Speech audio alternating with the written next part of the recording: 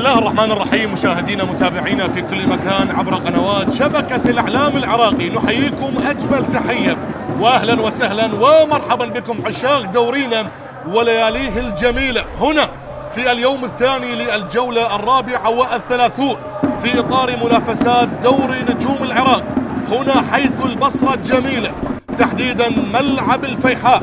السفانة يحركون الأشرعة ويستضيفون العميد الكربلائي في مواجهة جنوبية خالصة.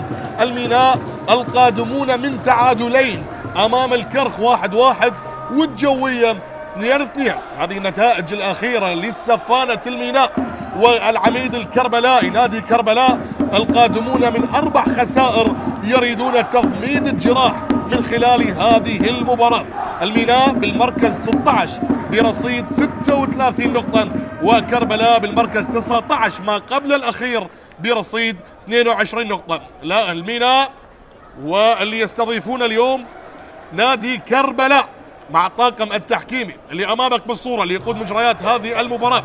الحكم الأول حكم الساحة علي حسين علي، المساعد الأول هاني إبراهيم، المساعد الثاني مصطفى السعدون، والحكم الرابع علاء سالم. أما بغرفة الفار محمد صلاح وحيدر عدوان. أيضا لحظات وثواني قليلة على انطلاق الصافرة والبداية، وهنا جماهير وعشاق السفانة الحاضرون هنا بملعب الفيحاء. الملعب الخاص بنادي نفط البصر، لكن هنالك أعمال صيانة بملعب الميناء، لذلك هي الأرض المفترضة لنادي الميناء بانتظار صافرة الطاقم التحكيمي بقيادة علي حسين علي. أيضا الميناء العريق من أقدم الأندية العراقية، وكربلاء كذلك.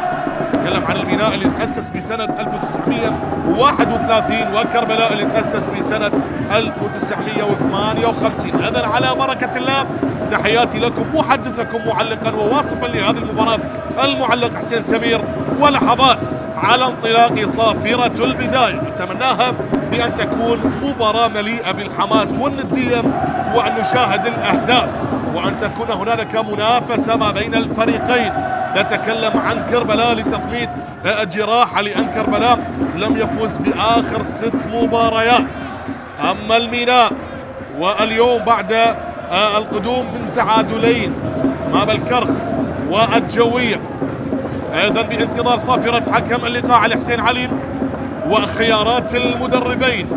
4 ثواني 3-2-1، وعلى بركة الله تنطلق الآن صافرة الحكم علي حسين علي للإعلان عن بداية أحداث هذه المباراة. الكرة عند الضيف نادي كربلاء من الجهة اليمنى بالألوان الخضراء، نادي كربلاء بقيادة المدرب عباس عطية، ومن الجهة اليسرى أصحاب الدار نادي الميناء بقيادة المدرب السوري حسام السيد. إذن خيارات المدربين نبدأها بالضيف نادي كربلاء مع عباس عطية. يبدأ بحراسة المرمى عبد العزيز عمار، الخط الدفاعي عبد العباس حيات، محمد أوتارا، مصطفى محمد وأحمد الوجيه، وبالجهة المقابلة أو بمنتصف الملعب مصطفى راضي، صلاح حسن، نور المصطفى غانم، مشتاق طالب، قاسم عبد الزهرة وعباس فارس. أما بالنسبة للميناء حراسة المرمى عبد سليم حماد، خط الدفاعي مجتبى علي، تاكاوارا، حيدر سالم، حميد علي،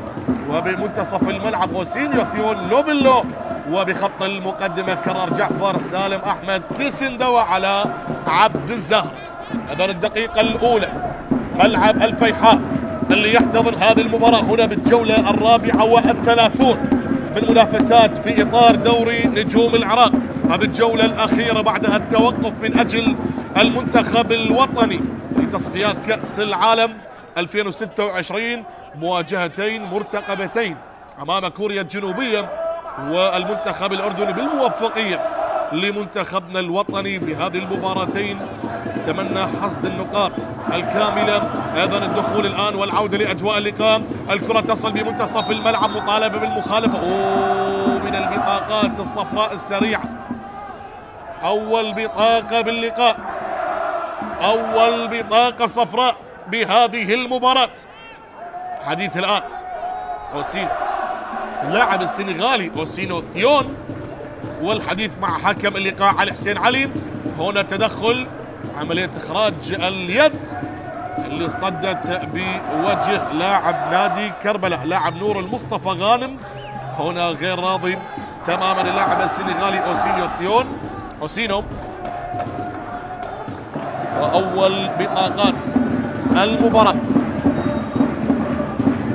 أيضا استئناف اللعب، والكرة اللي تصل من الطرف الأيسر بالنسبة لنادي الميناء، والدوران الحاضر بهذا التوقيت. تعود الكرة بمنتصف الملعب، إيجاد الحلول والمساحات على مرتين. كيسيندا من الكونغو، لاعب كيسيندا، التمريرة السريعة، وهذه فرصة للميناء والتسديدة القوية. أول تحديد، أول وصول، أول تسديدة باللقاء عن طريق اللاعب سالم أحمد لاعب الميناء. الانتظار الآن، كل الانتظار لمشاهدة شوط أول مليء بالإثارة هنا حيث البصرة مدينة السندباد، ثغر العراق الباسل، مدينة الشعراء والأدب، بدر شاكر السياب.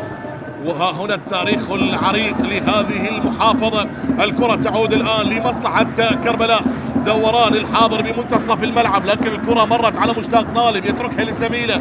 تحضير موجود، هذه لكربلاء، لكن الخط الدفاعي على مرتين لتصل مرة أخرى عن طريق اللاعب تاكوارا اللي يختار العودة للحارس عبد سليم حماد. الانتظار الآن، والكرة اللي تصل من الطرف الأيمن، البحث والوصول، وهنا تبادل الكرات لتصل بمنتصف الملعب عن طريق اللاعب اوسينو ثيوني اللي غيرها لتاكاوارا من زيمبابوي. تاكاوارا شوفها بالإعادة من الجانب السفلي من الجهة اليمنى للشاشة. هنا الكرة تصل لمصلحة الميناء، تغيير اللعب، انطلاقة لكيسيندا. كيسيندا يبحث الآن عن العرضية، هذه خطيرة لكن مرت واصطدت. أبرز غيابات نادي الميناء اليوم هو غياب نجم الفريق حميد رشيد الطائي للإصابة على مستوى الكاحل في مباراة الكرخ الأخيرة، وعلى مستوى أيضا الغيابات أندريا السناطي اللي دخل بمرحلة التأهيل في هذه الفترة. شوفها بالإعادة، هنا الكرة اللي مرت، سالم أحمد في الرقم 9 مهاجم الميناء، لكن هنا الضربة الركنية وعلى التنفيذ بهذه اللحظات حميد علي. هذه أول ضربة ركنية للميناء، وهنا بانتظار الصافرة على ما يبدو هنالك بعض الالتحامات داخل منطقة الجزاء، ويتدخل الحكم علي حسين علي لتهدئة الأوضاع. لا زلنا نشاهد، لا زلنا ننتظر في هذه اللحظات. ضربة ركنية الآن للميناء في الدقيقة السادسة من شوط المباراة الأول. الميناء حميد علي بانتظار الصافرة من قاضي اللقاء. حميد علي هل يفعل هالسفانة من البداية؟ حميد يلعب كرة عالية الرأسية، وين على الطاير، لكن اصطدت ولا زالت المحاولة قائمة من دون أي تركيز عن طريق حميد علي، تغادر إلى خارج الملعب. أيضا الجولة الرابعة والثلاثون، الجولات الأخيرة لحسم اللقب دوري نجوم العراق. لا زالت الصراعات مشتعلة ما بين فرق المقدمة، بالأخص القيثار الشرطة والنوارس الزوراء. يفوز الشرطة، بعد ذلك يفوز الزوراء. التحامات وصراعات حاضرة، هذا ما يجعل هذا الموسم جميل، موسم 2024 2025. ايضا الكرة اللي تصل بهذا التوقيت مطالبة بالمخالفة من لاعب كربلاء، لكن استمرارية اللعب. تصل الآن اوسينو ثيون، تغيير اللعب لتاكاوارا اللي مرر لزميله الآن مجتبى علي، غير اللعب لكيسيندا. استلام بمنتصف الملعب، لوفيلو على مرتين، حاول السيطرة على كرته اللاعب الجابوني من الجابون. لوفيلو تغيير اللعب، تمريرة جميلة. الميناء لعب الآن وسط حضورا ومؤازرين هنا بملعب الفيحاء. تصل الكرة وتعود، باس عطية نادي كربلاء دون بأي طريقة الابتعاد عن المراكز الأخيرة لتجنب الهبوط. آخر المركزين مركز 20 الحدود والمركز 19 هو فريق كربلاء. إذن الكرة على اليسار الآن، الاستلام لمصلحة علاء عبد الزهرة، القائد اللي يعطي الثقة العالية للاعبين السفانة. الكرة اللي تصل الآن، كيسيندا على الطرف الأيمن، كيسيندا يبحث عن مهارته الفردية، الكرة العالية الآن والمتابعة لا زالت قائمة للسفانة. هذه للميناء، ملعوبة سريعة وممكن فرصة، لكن اعتلت ومرت إلى خارج أرضية الملعب. الميناء اللي حقق الدوري مرة واحدة في تاريخه بموسم 1977، كانت مع المدرب جميل حنون، وشقيقه كان هو هداف الفريق. أسطورة الميناء جليل حنون كانت في ذاك الموسم سجل 11 هدف، وحقق الميناء الدوري موسم 1977. إذن الانتظار الآن لتنفيذ الكرة عن طريق الحارس عبد العزيز عمار، اللي يلعب هذه الكرة بهذا التوقيت من الطرف الأيسر. تصل الميناء نوعا ما يستحوذ بصورة أفضل من كربلاء حتى هذه الدقيقة التاسعة من شوط المباراة الأول، لكن لا زال هنالك الكثير والكثير حديث طويل بهذه المباراة. تصل الكرة سهلة للخط الدفاعي، مجتبى علي يقف على كرته ويبحث عن المساندة. تصل بمنتصف الملعب عن طريق اللاعب لوفيلو اللي يتركها لأوسينو ثيون. تغيير اللعب بصورة جميلة لكيسيندا، كيسيندا يبحث، كيسيندا العرضية العالية، هدف أول. الله الله الله، السفانة وأول الأهداف. سفانة الجنوب يرفعون الأشرعة ويبحرون بعيدا من البداية. تجري الرياح كما تجري سفينتنا، نحن الرياح ونحن البحر والسفن، هكذا يؤكد سفانة الجنوب. وبإمضاء من وبرأسية من؟ سالم أحمد اللي هدد بالبداية، والآن يؤكد تقدم الميناء برأسية جميلة مثالية باغتت حارس المرمى عبد العزيز عمار. لكن لا يجب أن ننسى التمريرة الذكية اللي وصلت بالمليمتر. إذن بالدقيقة 10 يسجل الميناء هدفا أولا بإمضاء اللاعب سالم أحمد. هدف مقابل لا شيء هنا على ما يبدو. البطاقة تواجدت، خلينا نشوف ونتأكد. طريق اللاعب عباس فارس بالرقم 50 اللي أمامك بالصورة، رقم 50 عباس فارس. الحديث اللي لا زال، الميناء سجل، الميناء تقدم. شوف جماهيره والفرحة اللي انتشرت بملعب الفيحاء. أمامك بالصورة المدرب السوري حسام السيد، وهنا عباس عطية اللي يراجع الهدف. إذن الآن نعم عباس فارس تلقى البطاقة الصفراء، ثاني بطاقات المباراة بعد أوسينو ثيون لاعب الميناء، هذه المرة اللي لعب كربلاء. إذن هدف مقابل لا شيء. تزداد الجراح وتزداد المصائب على فريق كربلاء، لكن لابد من العودة، لابد من البحث عن التعويض، لابد من استعادة الثقة. هكذا هي كرة القدم، حتى وأن كانت لياليها قاسية في بعض الأحيان. هذه فرصة للميناء، لكن على ما يبدو اليوم السفانة ناويها، يبحثون عن المزيد.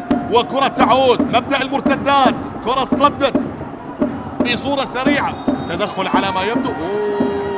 توزيع البطاقات هذه المرة على قائد أو على مدافع كربلاء محمد أوتارا، بوركينا فاسو. محمد أوتار، تخيل عزيزي المشاهد بأول 12 دقيقة شاهدنا 3 بطاقات صفراء، تدخلات، التحامات قوية وغير راضي. محمد أوتار اللي يمتلك برصيدة 3 أهداف هذا الموسم، سجل على القاسم وعلى الكرخ وعلى القوة الجوية. إذن ننتظر هنا سلامات، على ما اعتقد اللاعب سالم احمد اللي سجل الهدف الوحيد حتى اللحظه في الدقيقه 10 من شوط المباراه الاول. نعم سالم احمد. سلامات تكلم عن نادي الميناء، شوف التدخل، الارتقاء العالي. نادي الميناء هذا الموسم اللي لعب 32 مباراه، هذه مباراة رقم 33 فاز ب9 مباريات وتعادل كذلك ب9 مباريات، لكن خسر 14 مباراة. شوف الإعادة العرضية اللي وصلت عن طريق اللاعب كيسيندم، والفينش والإنهاء الجميل من سالم أحمد. سالم أحمد فرحة، أيضا فرحة الكادر الفني للميناء. هنا المخالفة، حميد علي على التنفيذ، أوسينو ثيون اللاعب السنغالي، إذن ركلة حرة. وهنا البطاقة الصفراء كما أكدت لكم مشاهدينا متابعين، البطاقة الصفراء الثالثة خلال 12 دقيقة، آخرها تلقاها اللاعب محمد أوتارا مدافع نادي كربلاء. إذن مخالفة للميناء بهذه اللحظات، دقيقة 13 شوط المباراة الأول، الميناء 1 كربلاء لا شيء، سجلها سالم أحمد.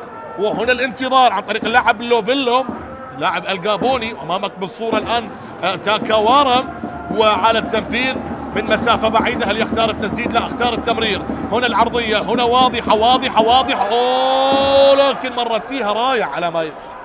هل فيها راية على علاء عبد الزهرة قائد الميناء؟ نتكلم عن علاء عبد الزهرة، هو هداف الفريق هذا الموسم برصيد 8 أهداف. شوف الإعادة هذه متفق عليها في التدريبات، واضحة واضحة، لكن لم يكن يتوقعها اللاعب علاء عبد الزهرة. لا لا لا, لا ليس هنالك راية، لو سجلها علاء عبد الزهرة لكان هدف صحيح. إذن الكرة تصل بهذه اللحظات، شوط أول بداية ممتازة لكن للميناء. شوف جماهير السفانة على المدرج، وهنا الكرات العالية لكن الأقرب الخط الدفاعي، عادها إلى خارج الملعب، نبدأ الاطمئنان. وبعد ذلك الكرة تصل إلى رمية جانبية، لما أبعدها اللاعب قاسم عبد الزهرة اللي أمامك بالصورة. إذن رمية التماس تنفذ على عبد الزهرة، يختار العودة إلى الخطوط الدفاعية. واضح الخطط وواضح النوايا بالنسبة لفريق الميناء، تراجع إلى الخلف، السيطرة على الكرة، الاستحواذ، وبعد ذلك اللعب على الأطراف من كيسيندم، وكرار جعفر من الطرف الآخر يسار العرضيات لسالم أحمد. هنا كرة تصل على عبد الزهرة متراجع عن خلف المهاجم سالم أحمد، هو في منطقة الجزاء. كرة على اليمين عن طريق مجتبى علي اللي يغيرها لكيسيندم. كيسيندم تمريرة خاطئة، عملية قراءة الأفكار بصورة ممتازة، صراع بدني ما بين نور المصطفى غانم لاعب كربلاء يمتلك برصيد هدف واحد في مرمى زاخو، هو كان هدف الفوز في المباراة اللي انتهت 1-0 لكربلاء على زاخو، وعلى ما يبدو آخر فوز بالجولة 27 لكربلاء كان على زاخو 1-0. وبعد ذلك لم يفز بآخر 6 مباريات. أيضا نتكلم عن العميد الكربلاء اللي يمر بموسم ليس بالموسم المطلوب بالنسبة للاعبين، لكن هل هنالك صحوة بآخر الجولات؟ لا زالت هنالك فرصة. هذا كيسيندم يستلم ويمرر، لكن سوء الاستلام عن طريق اللاعب كرار جعفر بالكرة الماضية. تعود مرة أخرى، تمريرة اصطدت، بعد ذلك الدخول، بعد ذلك المهارة خاطئة، الكرة استعادوها لاعبين كربلاء. دوران حاضر بهذا التوقيت، مخالفة تنفذ بصورة سريعة بمنتصف الملعب عن طريق مصطفى راضي اللي يغيرها الآن على الطرف الأيمن. طلب الكرة لكن الكرات العالية تصل الآن الخط الدفاعي. حيدر سالم اللي كان يتعرض للإصابة على مستوى الرأس لكن تعافى، وها هنا الحارس، وتصل الكرة على الطرف الأيسر الآن بمنتصف الملعب. لوفيلو اللاعب الجابوني يغيرها لكيسيندا الكونغي. كيسيندا الآن والتسديدة اليسارية القوية، لكنها بعد ذلك مرت إلى خارج الملعب. لاعب نشط جدا مزعج للمدافعين كيسيندا. شوف عاشقين ومحبين السفانة، هنا عباس عطية درب كربلاء 59 سنة، لاعب منتخب وطني سابق، مسيرة تدريبية مع القوة الجوية وأيضا مع منتخب تحت 20 عام. هنا الكرة لعبد العزيز عمار، تنفذ بصورة سريعة. نتكلم عن مدرب كربلاء عباس عطية، هذه ثامن مباراة مع الفريق. أول مباراة فاز على زاخة 1-0، لكن بعدها النتائج بدأت تتراجع. سار من النجف هوك عادل مع القاسم. ها هنا الكرة تصل بهذه اللحظات. تكلمنا عن أول 3-4 مباريات عندما استلم عباس عطية العميد الكربلائي. تصل الآن بمنتصف الملعب للميناء.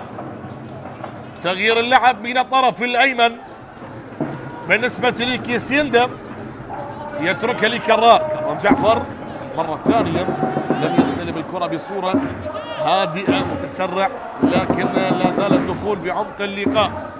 احنا بدقيقة 18 من شوط المباراة الأول، تجول لتركيز كل اللاعبين. المباراة نعم تعتبر مهمة بالنسبة للفريقين. ها هنا الكرة تعود، وهذه فرصة للميناء، ممكن هدف ثاني للسفانة، لكن هنا النيران الصديقة أصبحت سهلة. الكرة من محمد أوتارا للحارس عبد العزيز عمار.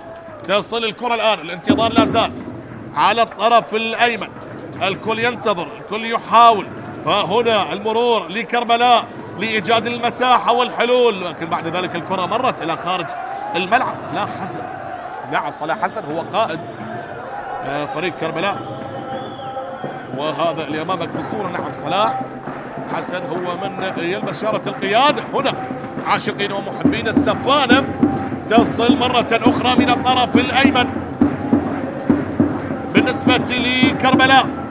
تغيير اللعب بصورة سريعة، استلام ممتاز. هنا التسديد، الله الله الله الله الله الله، هي كرة مباغتة، لكن الحارس عبد سليم حماد ومرت سلامات على الميناء.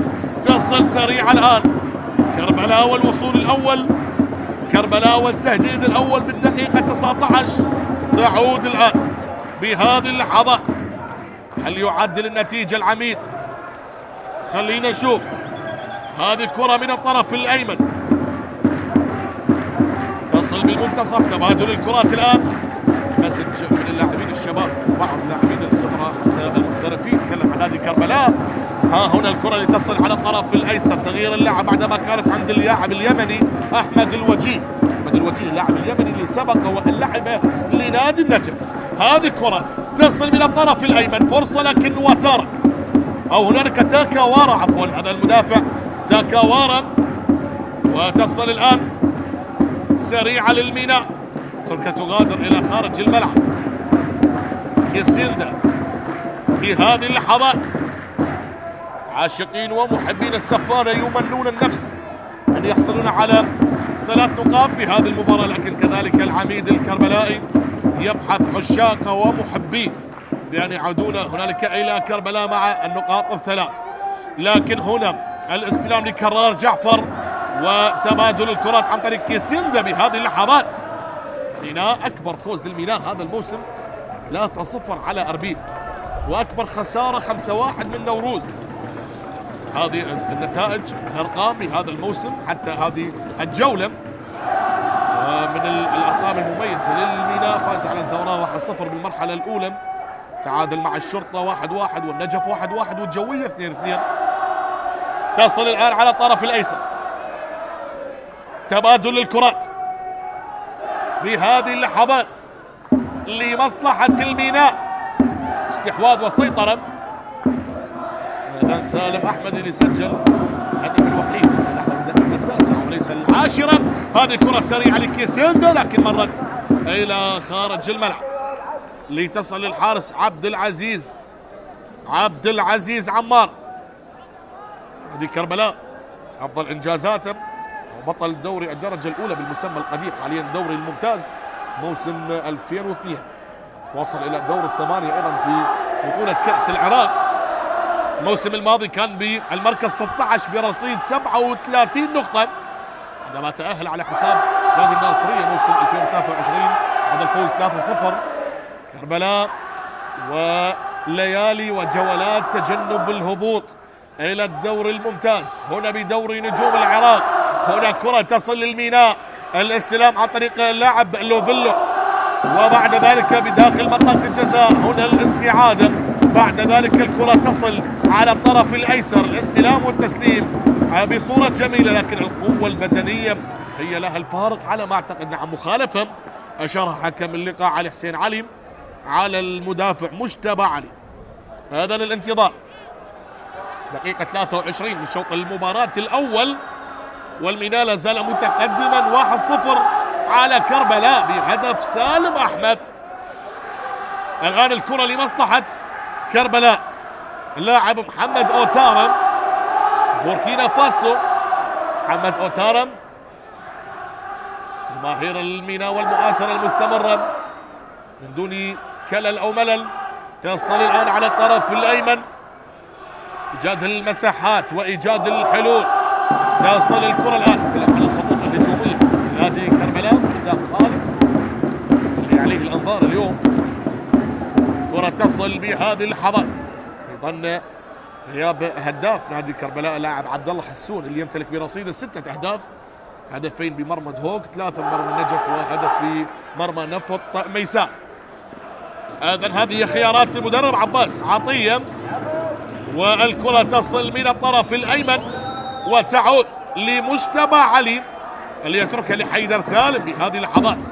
تاكاوارا اللي ينطلق، تاكاوارا على اليسار، المهارة والمرور بصورة جميلة، التحضير لعلاء عبد الزهرة، لكن هذه تسديدة من بعيد وبعد ذلك إلى خارج الملعب، تسديدة من مسافة بعيدة لكنها مرت إلى خارج الملعب طريق اللاعب لوفيلو. بعد كل هجمة، بعد كل وصول للميناء، جماهير تؤازر في المرور الجميل اللقطة الماضية. اللاعب حميد علي والتسديدة من لوفيلو. عبد العزيز عمار على التنفيذ بهذه اللحظات للمباراة بملعب الفيحاء هنالك بالبصرة، بصرة الخير، بصرة اللي ستحتضن مباراة منتخبنا الوطني امام كوريا الجنوبية بعد ايام قليلة، ملعب جذع النخلة المدينة الرياضية. ايضا الكرة تعود بهذه اللحظات مرة أخرى للميناء في منتصف الملعب، تبادل الكرات، سيطرة واستحواذ وتقدم بالنتيجة حتى هذه الدقيقة 25 هي الأفضلية للميناء، لكن كربلاء ما هي خيارات مدرب عباس عطية اللي سيبحث بأي طريقة من أجل التعادل. هنا الكرة تعود للميناء على عبد الزهرة، يحضر كرة لحميد علي، العرضية العالية، لكن بعد ذلك الأقرب هنا شوف الاستلام، لم تغادر بعد، لا زالت، لكن فقد التوازن، هو من فقد التوازن، وعلى ما يبدو لم تغادر بكامل محيطها، لم تغادر الكرة. وبعد ذلك تصل الآن للميناء، تغيير اللعب للوفيلو بهذه اللحظات، يترك لكرار جعفر، تعود لمجتبى علي اللي يلعب كرة سريعة لكن رأسية من صلاح حسن، وبعد ذلك الاستلام في منتصف الملعب، تغيير اللعب الآن، دوران للبحث، نور المصطفى غانم، نور المصطفى اللي يبحث في هذه اللحظات، والكرة مرور جميل من لوفيلو ينتظر الآن، يبحثون عن المساندة، كرار والتحضير،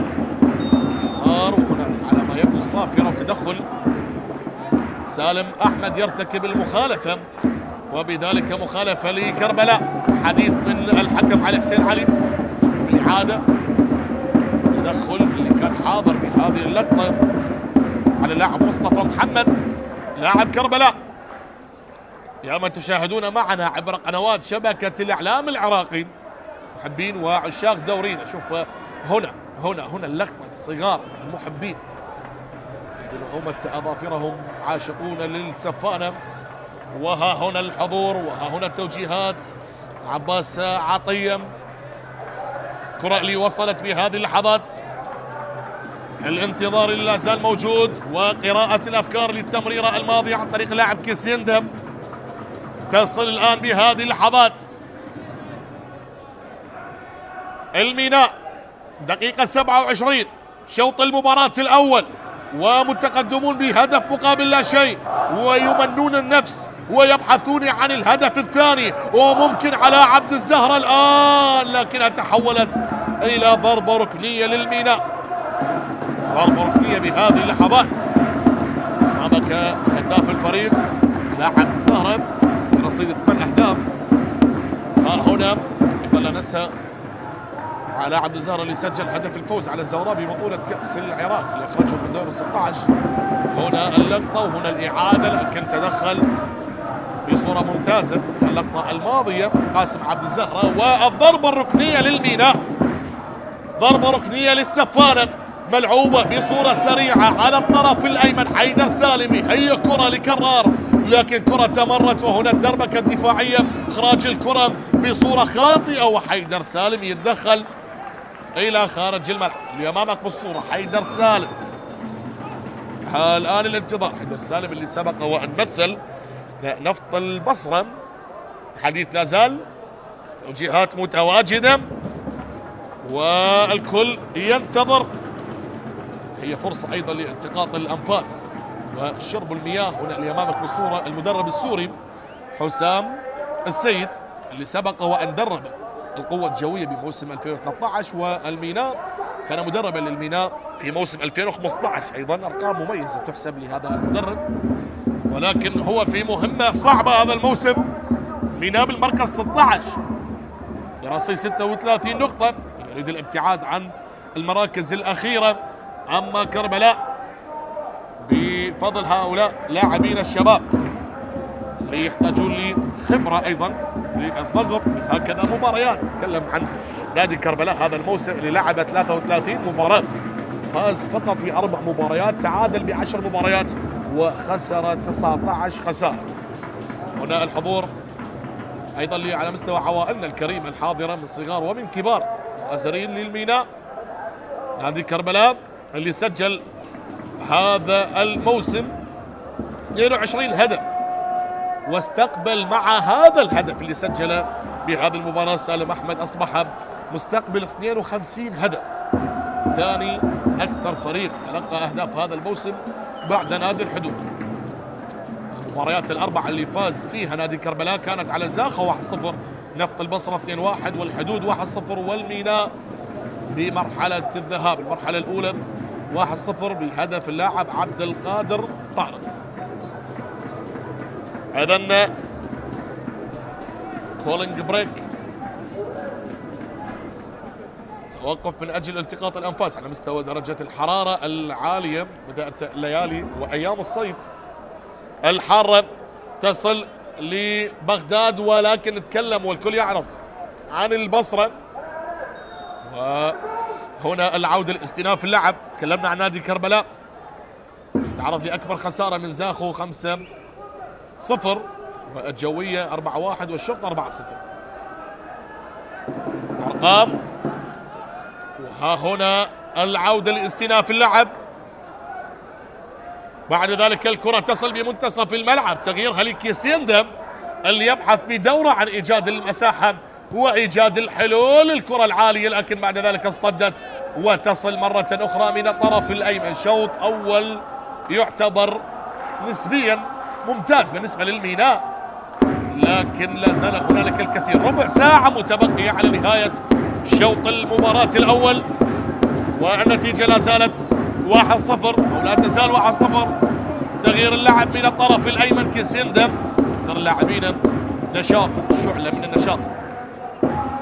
اللاعب من الكونغو أو من الكونغو اللاعب كيسيندم. تصل الآن لتاكاوارا. تاكاوارا يمرر تمريرة ذكية، وهنا العرضية داخل منطقة الجزاء، ولا زالت قائمة كرار جعفر، والكرة اصطدت باللقطة الماضية لتغادر إلى رمية التماس. شوف الرغبة موجودة عند لاعبين الميناء، يريدون أن يسجلون هدفا ثانيا. كرة الآن من الطرف الأيمن، كرار جعفر حصل على ضربة ركنية أو لا، هذا يؤكد حكم اللقاء. هذا اللي أمامك بالصورة كرار جعفر. هذا أحمد الوجيه لاعب اليمني، لاعب للزهرة، لاعب الخبرة، منتخبنا الوطني السابق. هنا التدخل والضربة الركنية على تنفيذها اللاعب حميد علي. حميد علي وللميناء، حميد علي وللسفانة، الكرة عالية خطيرة خطيرة، الله الله الله الله، قريبة مرت من القادمون من الخلف عن طريق مجتبى علي.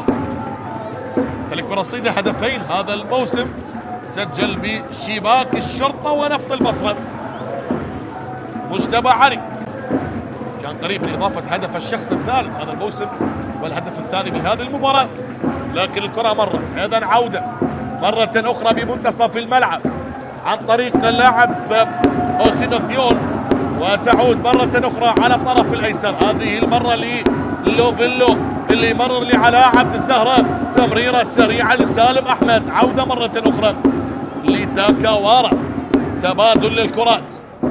تبادل للكرات الآن، تصل على الطرف الأيمن عن طريق مجتبى علي اللي يبحث بدورة عن مساندة. تبادل الآن، هذه نقلة جميلة كيسيندا فرصة، لكن طالت عليك يا كيسيندا، سبرنت وكرة بعيدة، طالت دربل بالكرة مرت عليك يا كيسيندا. هذا هو اللاعب لوفيلو الجابوني، ننتظر ونشاهد. وبالإعادة ابتسام أيضا حاضرا، وكرة طالت باللقطة الماضية إلى خارج الملعب، وبذلك الكرة لعبد العزيز عمار. عبد العزيز دخلنا بالدقيقة 34 من شوط المباراة الأول، والكرة بمنتصف الملعب الآن، يختار العودة مجتبى علي والكرات العالية، وبعد ذلك الوصول الآن الميناء تاكاوارا، تبادل للكرات، تصل الآن بهذه اللحظات كما ذكرنا لكربلاء اللي يبحث عن تضميد الجراح ومصالحة جماهيره، لكن هنا الميناء والكرة سهلة لعبد العزيز عمار حارس المرمى. عبد العزيز 10 دقائق على نهاية الوقت لشوط المباراة الأول، وقت الأصلي تحديدا. عبد العزيز عمار على التنفيذ، ملعب الفيحاء بالبصرة، والميناء المتقدمون بفارق هدف حتى اللحظة. هذه كرة لأوسينو ثيون يخسرها، تعود لزميله الآن، مطالبة بالمخالفة لكن الحكم قريب. علي حسين علي تصل الآن من الطرف الأيمن، كيسيندا هذه المرة الدخول، كيسيندا والمهارة، كيسيندا والعرضية، لكن عبد العزيز عمار يتصدى للرأسية اللي قدمها اللاعب كرار جعفر اللي أمامك بالصورة. تأتي الخطورة دائما من كيسيندا من الطرف الأيمن. هنا عاشقون السفانة، هذا صاحب الهدف الوحيد سالم أحمد. الانتظار الآن، الرأسية اللي كانت حاضرة والضربة الركنية لكرار جعفر على التنفيذ. كرار جعفر بهذه اللحظات، كرار يلعب كرة سريعة، تصل الآن لوفيلو، مرور جميل، هل يصوب لوفيلو؟ كرة تصدت ورأسية خاطئة تعود للاعبي كربلاء. صراع بدني الآن، سرعة حاضرة لكن مخالفة واضحة لمصلحة اللاعب نور المصطفى غانم. نور المصطفى بطاقة صفراء، البطاقة الرابعة هذه المرة لمجتبى علي. مجتبى علي تلقى البطاقة الصفراء. ايضا هنا بالإعادة على لاعب كربلاء نور المصطفى غانم، وبعد ذلك الكرة لم تغاد. مجتبى علي ومن تلقى البطاقة الصفراء، تصل الآن لمصلحة تاكاوارا من الطرف الأيسر. نقل الكرة بصورة سريعة الآن لأوسينو ثيون، أوسينو لوفيلو، تبادل للكرات الآن لمصلحة الميناء. كيسيندا، شوف كيسيندا، الله الله الله، يا ساتر ويا برودة أعصابك يا كيسندم. سحب الكرة كانت بصورة جميلة. ها هنا تعود تسديدة من بعيد لكنها من دون أي تركيز تغادر إلى خارج الملعب عن طريق اللاعب أوسينو ثيون. أوسينو ثيون، الكرة اللي كانت من مسافة نوعا ما بعيدة قرر أن يجرب حظا عبد العزيز عمار. تمر اللحظات وتمر الدقائق في شوط المباراة الأول. شوف 10 تسديدات من الميناء مقابل تسديدة واحدة من كربلاء. وها هنا الكرة تعود بمنتصف الملعب لمصلحة كربلاء. دوران مع الكرة وتغييرها من الطرف الأيمن. هذا صلاح حسن يلعبها الآن. هل هنالك راية على عباس فارس؟ عباس نعم راية والتسلل على اللاعب عباس فارس اللي أمامك بالصورة. عباس فارس رقم 50. أيضا الكرة لمصلحة الميناء. وها هنا الكرة تصل من الطرف الأيمن لمصلحة مجتبى علي. كيسيندا تبادل التمريرات. شوفها بالإعادة الاستلام صورة جميلة لكن كان متسللا أو اعتبرها لمسة يد على ما أعتقد حكم المساحة. هذا كرة على الطرف الأيسر للميناء. دقيقة 39 6 دقائق على نهاية الوقت الأصلي لشوط المباراة الأول. ولا زال الميناء متقدمين بهدف اللاعب سالم أحمد بالدقيقة 9 رقم 9 وسجل بالدقيقة 9 أيضا. هذه فرصة هذه خطيرة للميناء. الله جول للسفانة. هدف ثاني للسفانة. حميد علي يسجل ثاني أهداف الميناء.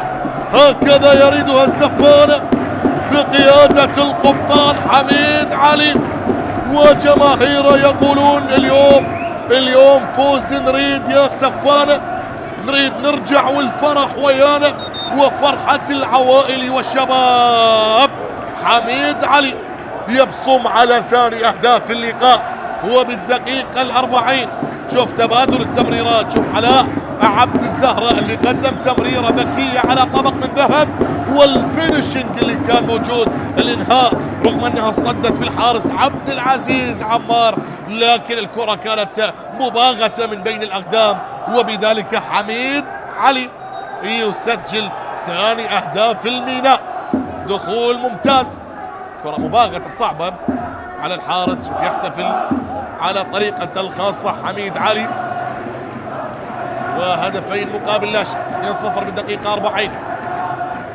حميد علي لما سجل سالم. هذه المرة حميد.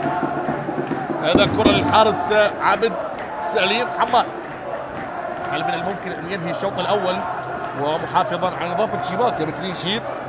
لنشاهد وننتظر. وهنا صحوة الميناء اللي يريدون المزيد والمزيد من الأهداف. سالم أحمد. 5 دقائق على نهاية شوط المباراة الأول والنتيجة تشير لتقدم الميناء. هدفين مقابل لا شيء. شاهد وننتظر الآن. هذه الكرة من الطرف الأيمن. هذه ملعوبة سريعة لكن بعيدة من دون أي تركيز. لقطة رغم قلة الجماهير الحاضرة في ملعب الفيحاء لكن يقدمون أجواء جدا جميلة. وهنا الانتظار كل الانتظار. هذا هو لاعب كيسيندا والانتظار الآن لكيسيندا من الطرف الأيمن. تبادل للكرات. دوران من اللاعب لوفيلو يغيرها بالمنتصف لأوسينو ثيون. أوسينو بخارج القدم على الطرف الأيسر على عبد الزهرة اللي صنع الهدف الثاني. وهذه كرة لحميد. حميد حصل على رمية تماس. حصل على رمية جانبية بنفس التوقيت لهذه المباراة. تلعب أيضا مباراة القوة الجوية ودهوك. جوي متقدم 1-0 حتى هذه اللحظة على دهوك. وها هي الآن الكرة لتصل على الطرف الأيمن بالنسبة لنادي كربلاء. أين المساندة؟ هذا يفعل بمفرده يختار العودة، من أفضل الحلول أن يختار العودة. وها هنا التمريرة الذكية الجميلة، فرصة لكربلاء للعميد، لكن الكرة سهلة للحارس عبد سليم. ماذا أضعت يا مصطفى راضي؟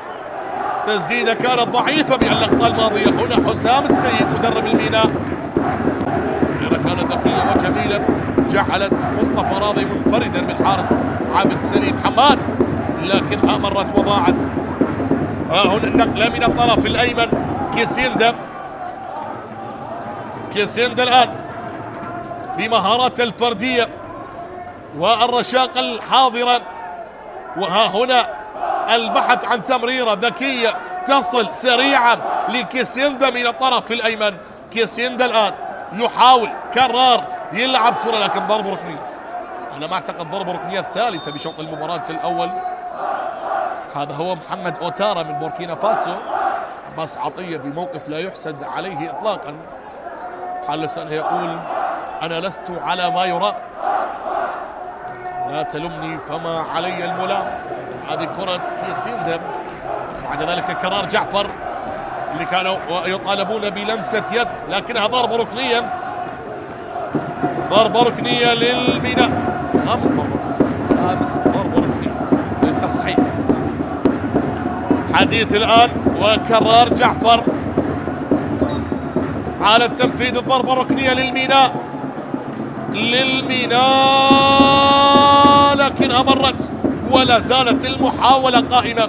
بعد ذلك على طرف الأيمن كرار جعفر يستلم هذه الكرة عرضية عالية عالية عالية، لكن تعود مرة أخرى، هذه المرة لأوسينو ثيون. اختار العودة الآن كيسيندا. شوف الحالة الدفاعية، تجد كيسيندا موجود طرف الأيمن. تصل الآن بهذه اللحظات على الطرف الأيسر بالنسبة للميناء، تبادل للكرات ونقلات لا زالت حاضرة. هذه لمسة بمنتصف الملعب، انطلاق الآن تصل لكيسيندا. كيسيندا الآن يبحث عن المساندة، لكن بمهارات الفردية يمر تمريرا، لا زالت كيسيندا يحصرها وتعود لمصلحة كربلاء.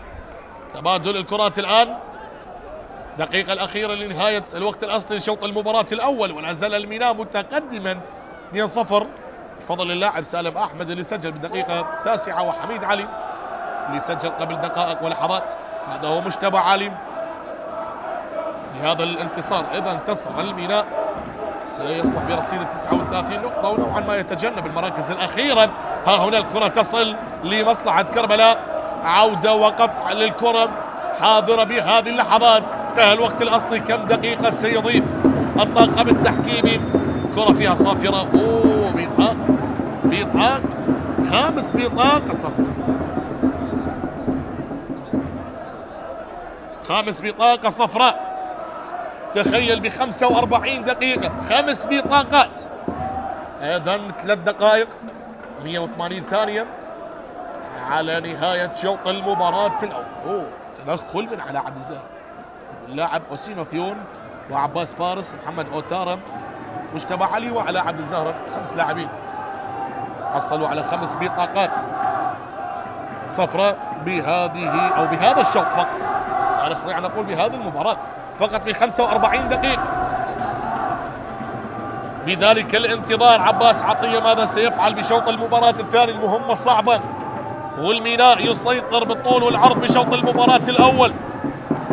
السفانة آخر مباريات الميناء تعادل مع الكرخ 1-1، تعادل مع الجوية 2-2، فاز على القرمة 1-0 بهدف الغائب اليوم حميد الطائي بداعي الإصابة، خسر من الكهرباء 2-0، فاز على نفط البصرة 1-0، خسر من الشرطة 1-0، ومن نوروز أيضا خسر 1-0. هذه آخر مباريات الميناء. لديهم مباراة مع الزوراء، لكن بعد التوقف الدولي، بعد استئناف دوري نجوم العراق، بعد التوقف لتصفيات كأس العالم. إذا آخر اللحظات، شوف العاشقون والمحبون للميناء الحاضرين في هذه اللحظات. إذا آخر دقيقة لنهاية شوط المباراة الأول، والميناء هدفين وكربلاء لا شيء. هنا عملية الاطمئنان على سلامة اللاعب حتى هذه اللحظة. حديث لا زال مع الحكم علي حسين علي. مراجعة أيضا بغرفة الفار لمحمد صلاح وحيدر عدوان. اللي أسفل الشاشة حاضرة الصورة. شاهد وننتظر على ما يبدأ آخر لحظات شوط المباراة الأول، وبذلك الانتظار لاستئناف اللعب. أيضا هنا التدخل. هل هنالك دعس على يد اللاعب على ما يبدو؟ شاهد هنا تدخل لعلاء عبد الزهرة تحصل من خلال على البطاقة الصفراء. شوف هذه أخطر فرصة لكربلاء، أخطر فرصة لكربلاء أهدرها اللاعب مصطفى راضي. هنا الحديث اللي لا زال موجود في هذه اللحظات. الاستئناف ومتابعة اللعب، متابعة اللعب بعد صافرة الآن لاستئناف اللعب. نعم علاء عبد الزهرة البطاقة الخامسة بشوط المباراة الأول. هنا تصل من الطرف الأيمن، مرور جميل لكن محاصر، ولا زال عباس فارس يحاول بالكرة الماضية تعود في منتصف الملعب. الآن الانطلاقة قيادة المرتدات علاء عبد الزهرة يغير اللعب، لكن تمريرته كانت ضعيفة. تصل الآن بانطلاقة نحو الأمام بخارج القدم، الكرة جميلة لكن طالت على مصطفى راضي، وتصل الآن عن طريق اللاعب مجتبى علي اللي يغير اللعب عن طريق الآن بمنتصف الملعب لوبيلو، وبعد ذلك على اليسار تاكاوارا. نقل اللعب بمنتصف الملعب للميناء اوسينو ثيون غير اللعب، هذا هو لوبيلو. تغييرها مرة أخرى. صافرة نهاية شوط المباراة الأول لا زالت لم تصل. نتوقف اللي حصل بعد التدخل من علاء عبد الزهرة. هنا كرة تصل للميناء من الطرف الأيسر، مرور جميل والصافرة والمخالفة لمصلحة حميد علي. هذا اللي أمامك الصورة حميد علي اللي سجل الهدف الثاني. 20 سنة حميد علي، لاعب صغير موهوب اعتمد عليه حسام السيد بصورة كبيرة، اليوم بيعطاه مركز أساسي بهذه المباراة. إذا آخر هجمات شوط المباراة الأول، توجيهات من المدرب السوري حسام السيد مدرب الميناء. اللحظات الأخيرة على نهاية النصف الأول مع فرحة مينائية للسفانة لجماهيرهم حتى اللحظة 2-0 متقدمون. هذا حميد علي على التنفيذ بكرة عالية داخل منطقة الجزاء، لكن الإبعاد الحاضر هنا من كربلاء ابعاد الخطورة، لكن لا زالت المحاولة ومعها صافرة لنهاية شوط المباراة الأول. ماذا سيفعل عباس عطية لتضميد الجراح اللي حصل في شوط المباراة الأول، وماذا سيقدم حسام السيد للمحافظة على هذا التقدم والبحث عن المزيد من الأهداف. لا تذهبوا بعيدا، نعود ونلتقيكم بشوط المباراة الثاني.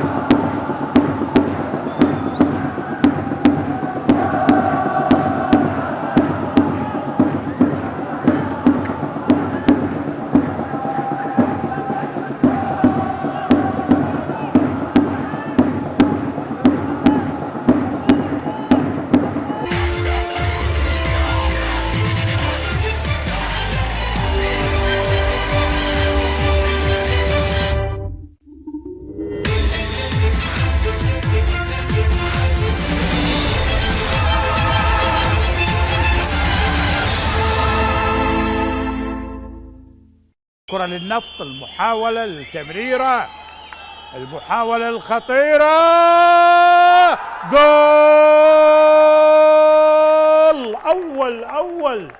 أول للنفط، عن طريق أحمد خالد. شوف الظهير الأيسر وين، الظهير الأيسر وفرحة عادل نعمة.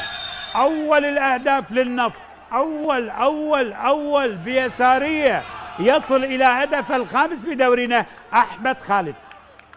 ما سجل يعني لا المهاجم، ولاحظ الله يا ستار، وباليسار ما سجل لا المهاجم ولا لاعب الوسط. يسارية نفطية في الشباك الدهوكية. أول للنفط، أول للعنيد بمرمى صقور الجبال. سجل أحمد خالد 5 أهداف بدورنا. هو سجل على الزوراء والقرمة وأربيل وزاخو، ويسجل في مرمى دهوك. اللحظات لصالح لؤي العاني، يلعب الكرة العالية الرأسية، الله أمام أوغستين أموتو المحترف النيجيري. نسر نيجيريا يحلق عاليا في استاد المدينة ليلقي التحية على العميد، ليضع الهدف الأول للأنيق ويسجل في مرمى عبد العزيز. كيف لك أن تأتي بمثل هذه الكرات يا عبدو؟ الكرة في المرمى، انطلق أموتو، حلق نسر نيجيريا ليضع الكرة في الشباك. العاني في كرة من الرقم 10 باليمنى عالية الرأسية، الله حارس المرمى يأخذ وضع المتفرج، لكن حلق وطار. نسر نيجيريا أتى بالأخبار ويسجل الهدف الأول للأنيق، يسجل الهدف الأول للأزرق، والرأسية عالمية. هذا نسر نيجيريا يسجل الهدف السادس له هذا الموسم. أصبح كربلاء على اليسار، وهذه محاولة لصالح الفريق الأنيق. الأنيق يحاولون من أجل أول ضربات الشوط الثاني، الله أماماتشي خارق للعادة، باهر رائع. هنا يحلقون النسر مرة أخرى، هنا الطرب الطلابي، هنا العزف القديم، هنا الألحان القديمة تظهر على مدرجات استاد المدينة. وأماماتشي طار وحلق وسدد وسجل ليضع الهدف الثاني. أي مباراة، أي أداء، أي جمالية. انطلاق التنزاني، راح التنزاني، راح مسوفة، راح. هنا الكرة التي تلعب، هنا المرور، هنا العبور. ألف مخالفة للوجيه. مسوفة بعبور وصل ونقل العرضية، راسيته أماماتشي وكأنه سدد في الستة ياردة. هذا التحليق والرأسية، وعبد العزيز رياكشن عالي لكن الكرة قوية، رياكشن سريع لكن الكرة قوية. لاحظ الكرة العرضية، فينيشينج بالرأس، عالمي من جانب أماماتشي أوغستين أموتو. هدفين لا شيء، والطلب يزيد من متاعب وأوجاع العميد. شيركو يعني تقدم أربيل، قدم شيركو يتقدم، وهدف أول جول، هدف أول لأربيل بالدقيقة 12 من عمر المباراة. بالدقيقة 12 شيركو يسجل هدف أربيل الأول وهدف الشخص التاسع هذا الموسم، نتيجة خطأ قاتل من حارس مرمى نفط ميسان حسن نجم، اللي يتسبب بركلة جزاء يمنحها حكم اللقاء السيد محمد كامل صغير لأربيل، ويسجل من خلالها شيركو كريم أول أهداف المباراة. 1 أربيل لا شيء نفط ميسان. وأذكر بلقاء الذهاب اللي انتهى بالتعادل أيضا شيركو سجل بالدقيقة 4 من الوقت المحتسب بدل ضيع في شوط المباراة الأول، وسجاد جبار عادل الكفة من ركلة جزاء بالدقيقة 5 من الوقت المحتسب بدل ضيع. كرة طالت خطيرة، محاولة تصويب، جول! كرة مباغتة جميلة من ماثيو أولاتونجي يسجل أول أهداف هذا الموسم وهدف التعادل بالدقيقة 26 من عمر المباراة. كرة جميلة على طبق من ذهب أمام عدم الضغط، وبشكل مستريح يصوب ماثيو أولاتونجي الكرة. شوف بدون ضغط يلعبها بيمينه، تمر على يمين الحارس دونوفان ويسجل واحد من الأهداف الجميلة. 1-1 كرة جميلة رائعة. ماثيو أولاتونجي يلعبها بيمينه، تمر على يمين الحارس دونوفان ويحرز من خلالها هدف التعادل لفريق نفط ميسان وهدف الأول هذا الموسم. حلوة لعباس يمر جول. الله الله، هدف هدف هدف ثاني بنيران صديقة، هدف ثاني بنيران صديقة. خالد قردغلي يسجل هدف التقدم لنفط ميسان بالدقيقة 60 من عمر المباراة. خالد قردغلي يسجل هدف التقدم نتيجة ارتباك وخطأ دفاعي، ويسجل الهدف الثاني وثالث عشر لاعب رقم 13 هاليسون بالراس من الكسندر جريون. فرانك سيدريك، خطرة هذه، خطرة وجول. خطأ قاتل من المدافع، يلعب الكرة إلى الخلف، يستغلها فرانك سيدريك، يهيئها على طبق من ذهب لمصطفى قابيل اللي يدرك التعادل بوقت سريع بالدقيقة 63 من عمر المباراة. مصطفى قابيل يسجل هدف التعادل لمصلحة أربيل بعد أن لعب اللاعب الكسندر بريمال كرة إلى الخلف، استغلها فرانك سيدريك الغير مراقب. شوفوا بالإعادة، فرانك سيدريك يتوغل وهي لم يكن أناني. شوف لعبها على طبق من ذهب وعلى الطاير، لعبها اللاعب مصطفى قابيل إلى داخل الشباك ليحرز ثاني الأهداف وهدف التعادل لمصلحة نادي أربيل. 2 أربيل 2 نفط ميسان. اتقدم أربيل عن طريق شيركو من ركلة جزاء بالدقيقة 12، وعادل ماثيو ألاتونجي بالدقيقة 26، وخالد قردغلي سجل هدف نفط ميسان بالخطأ بالدقيقة 60. ويبدو هدف مخرجنا وين كان على الركنية، هدف قاتل يسجله هاليسون يسجل بالدقيقة 90 هدف قاتل في شباك نادي نفط ميسان. شوف ما شفنا للهدف، المخرج يعيد لنا اياه، كنا منتهين بالركنيه، شفنا الهدف، نشوفه الان رأسيه وعلى يسار الحارس حسن نجم يسجل من خلال هاليسون هدف التقدم لفريق أربيل بالوقت القاتل بالدقيقة 90 من عمر المباراة. يحاول محمود الكرات الثابتة خطيرة. الله،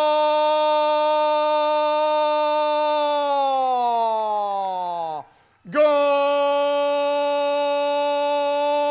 للفرسان، جول لفرسان الجنوب. هدف جميل ورائع لمحمود أحمد، هدف أكثر من رائع، هدف جميل من كرة ثابتة يسجل من خلالها الهدف الأول. يتقدم الفريق البصري القادم من البصرة الفيحاء. شوف الكرة، بوب بوب بوب بوب بوب بوب بوب. الله الله الله الله الله الله على الكرة، الله على التنفيذ الرائع، والكرة على يمين حارس المرمى يسجل هدف من الأهداف الجميلة، يسجل هدف من الأهداف الرائعة. نقطة الآن، تمريرة ممتازة لثاني الله، ثاني لنفط البصرة، الهدف الثاني لنفط البصرة. الله على التمريرة الرائعة، نصف الهدف لا بل أكثر، التمريرة الممتازة التي يأتي من خلالها هدف ثاني. سجل فرسان الجنوب، تقدم فرسان الجنوب بهدف ثاني، وكذلك هو هدف الثاني من خلال هذا وبهكذا طريقة يحتفل قاسم محمد. ولكن برافو برافو برافو برافو برافو برافو أونجا، برافو قاسم محمد، يضع الكرة في المكان السليم، يضع الكرة في المكان المناسب على الزاوية، حط الكرة، حط بحرفنة. يا ولد بمجرد أنه شاهد المرمى وشاهد القائم البعيد يضع الكرة زاحفة. زاخو جولة 33، هنا محمود، الله،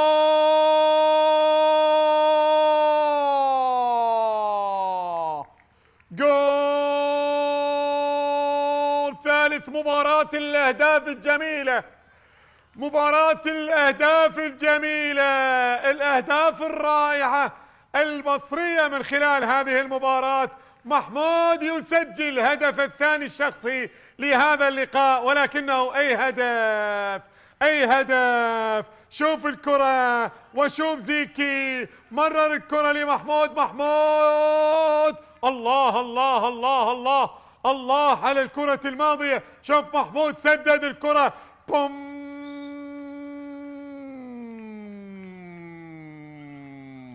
بيسارة قوية. يا ولد يا ولد يا ولد يا ولد على هذا الهدف الجميل، يا ولد على هذا الهدف الرائع، هدف رائع وجميل. أحمد ياسين، أحمد ياسين سريعة، أوه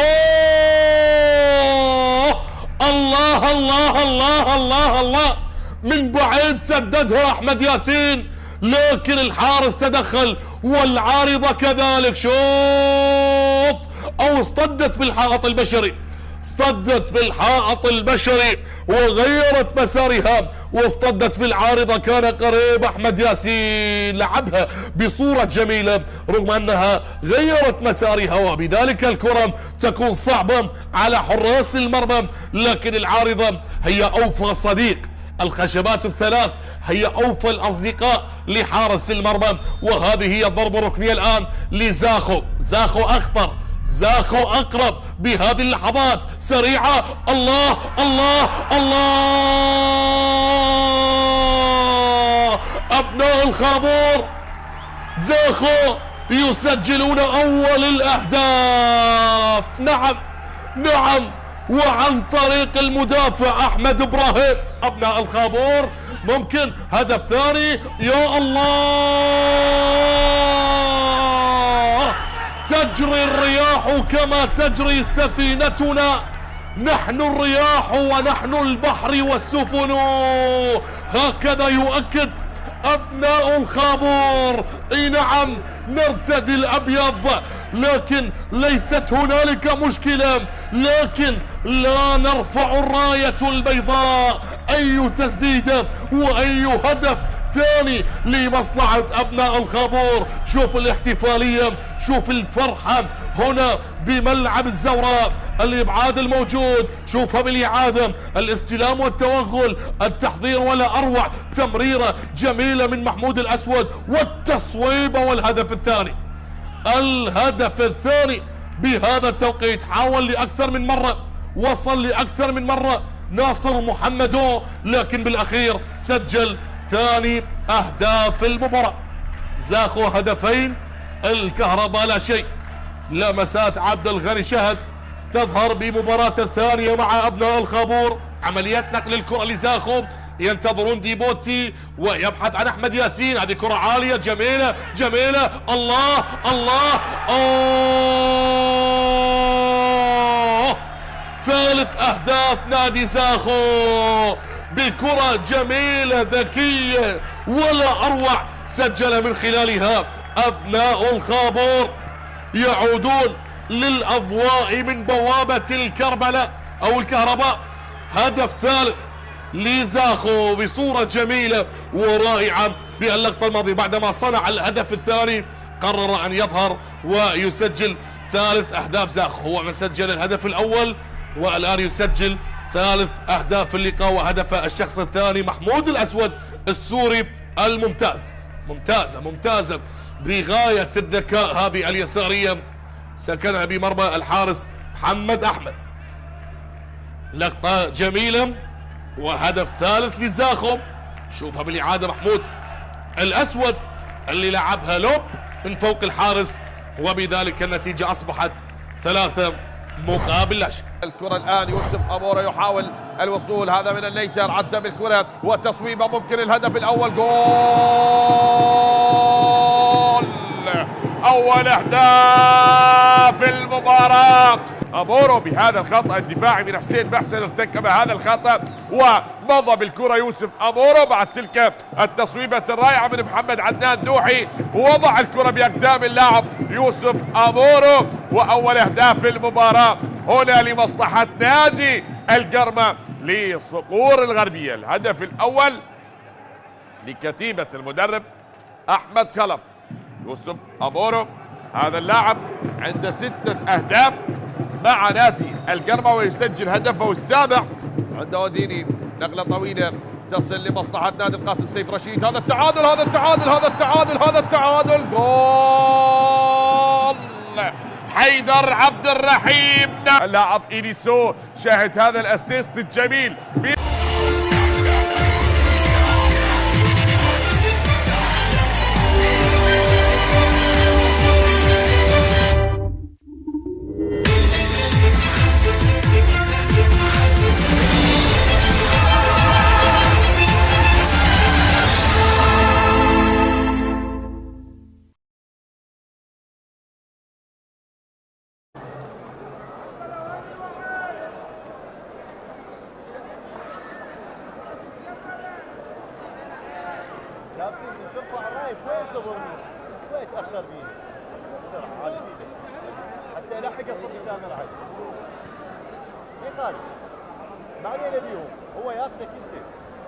مرة أخرى مشاهدينا متابعينا عبر قنوات شبكة الإعلام العراقي، نحييكم مرة أخرى ونعود لاستئناف شوط المباراة الثاني. 45 دقيقة ستكون فيها حكايات وروايات كثيرة ما بين السفان الميناء والعميد الكربلائي بشوط المباراة الثاني، بعدما انتهى شوط المباراة الأول بتقدم الميناء بهدفين مقابل لا شيء، بعدما سجل سالم أحمد بالدقيقة 9 وسجل حميد علي بالدقيقة 39. أيضا هنا تغيير قادم بالنسبة للميناء على ما يبدو، عباس برقم 33 تغيير قادم. عباس ياس لاعب صغير، هذه خيارات المدرب اللي أمامك بالصورة حسام السيد، وكذلك أيضا تغييرين بالنسبة لنادي كربلاء. عباس عطية يزج بلاعبين وحسام السيد يزج بلاعب. وشوط المباراة الثاني بانتظار صافرة علي حسين علي لمتابعة أحداث شوط المباراة الثاني، بانتظار الصافرة، بانتظار الاستئناف والمتابعة بعدما شاهدنا شوط أول كان نوعا ما ممتاز وفيه هدفين. الآن لمشاهدة 45 دقيقة مختلفة ما بين الفريقين. هل بإمكان كربلاء العودة والتعويض وتقليص النتيجة وتعديلها أم سيكون للميناء رأي آخر؟ إذن هنا بملعب الفيحاء بمحافظة البصرة صافرة علي حسين علي تصل لاستئناف اللعب بشوط المباراة الثاني. تعود الكرة الآن، أصبح الميناء من الجهة اليمنى بلون المعتاد الأزرق ومن الجهة اليسرى كربلاء باللون الأخضر. إذن هنا حسام السيد والتغيير بإضافة عباس ياس برقم 33. إذن هذا هو تاكوارا اللي يتركها ويستعيدها مرة أخرى بعدما غادر مجتبى علي اللاعب اللي تحصل على بطاقة صفراء بشوط المباراة الأول. هنا كرة سريعة تصل من الطرف الأيمن، السرعة والرشاقة والثالث، لكن لا زالت هنا المحاولة قائمة للميناء. تألق عبد العزيز عمار بالكرة الماضية ووصلت الآن بمنتصف الملعب عن طريق أوسينو ثيون، وتغيير اللعب لصاحب الهدف الثاني حميد علي. حميد علي ومهارته، هنا الاستلام على عبد الزهرة، التحضير للثالث، لكن عبد العزيز عمار هو من يتصدى للكرة الماضية، الوصول والتمريرة الذكية، التحضير ال1-2، لكن تسديدة كانت سهلة بأحضان الحارس عبد العزيز عمار.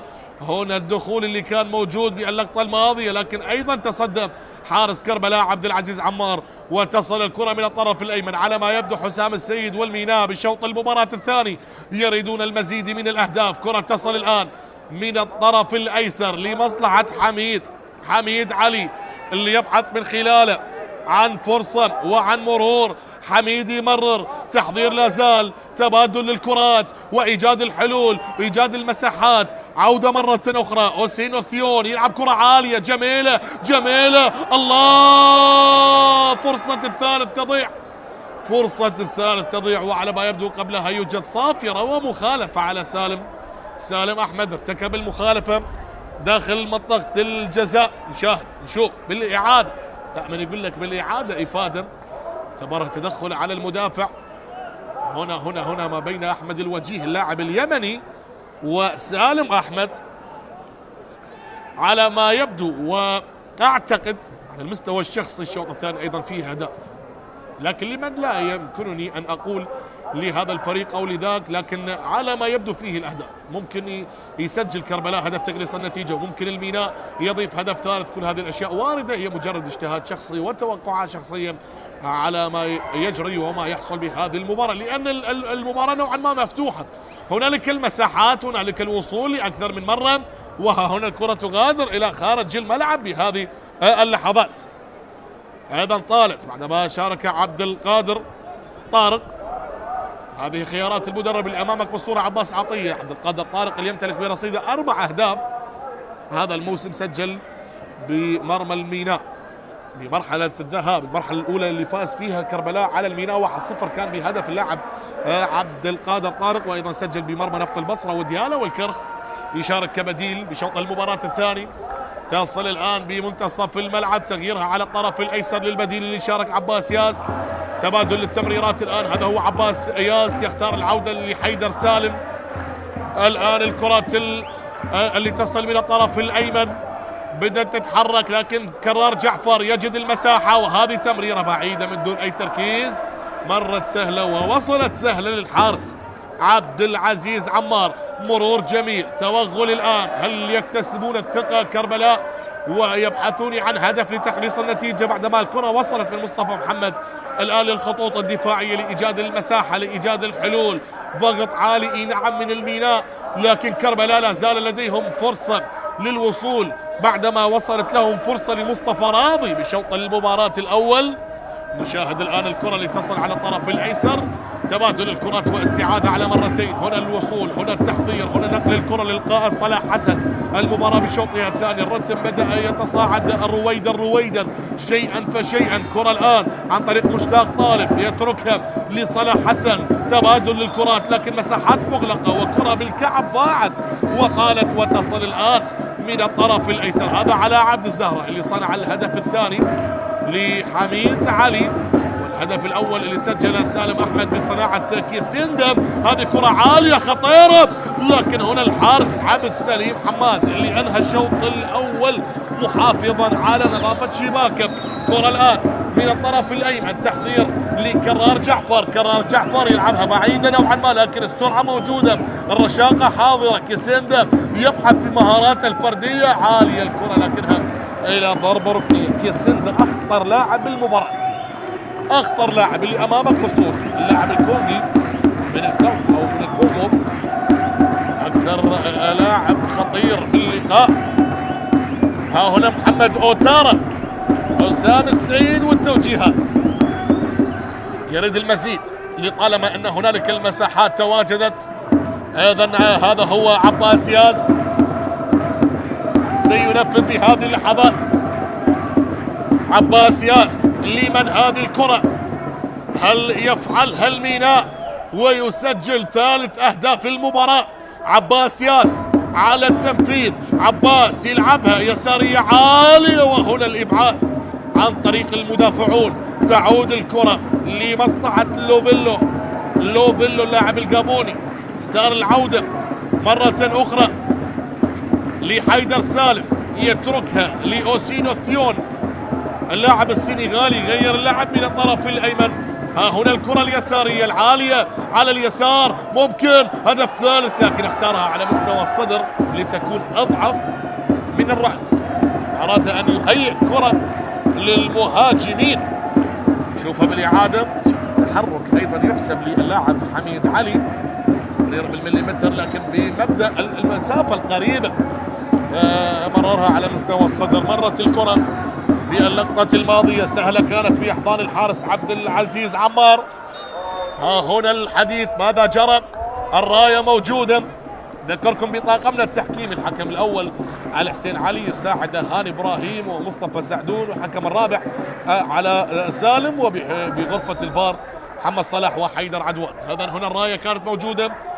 تسلل اوفسايد لمصلحة الميناء. الآن دقيقة 53 شوط المباراة الثاني، هنا بالجولة 34 في إطار منافسات دوري نجوم العراق.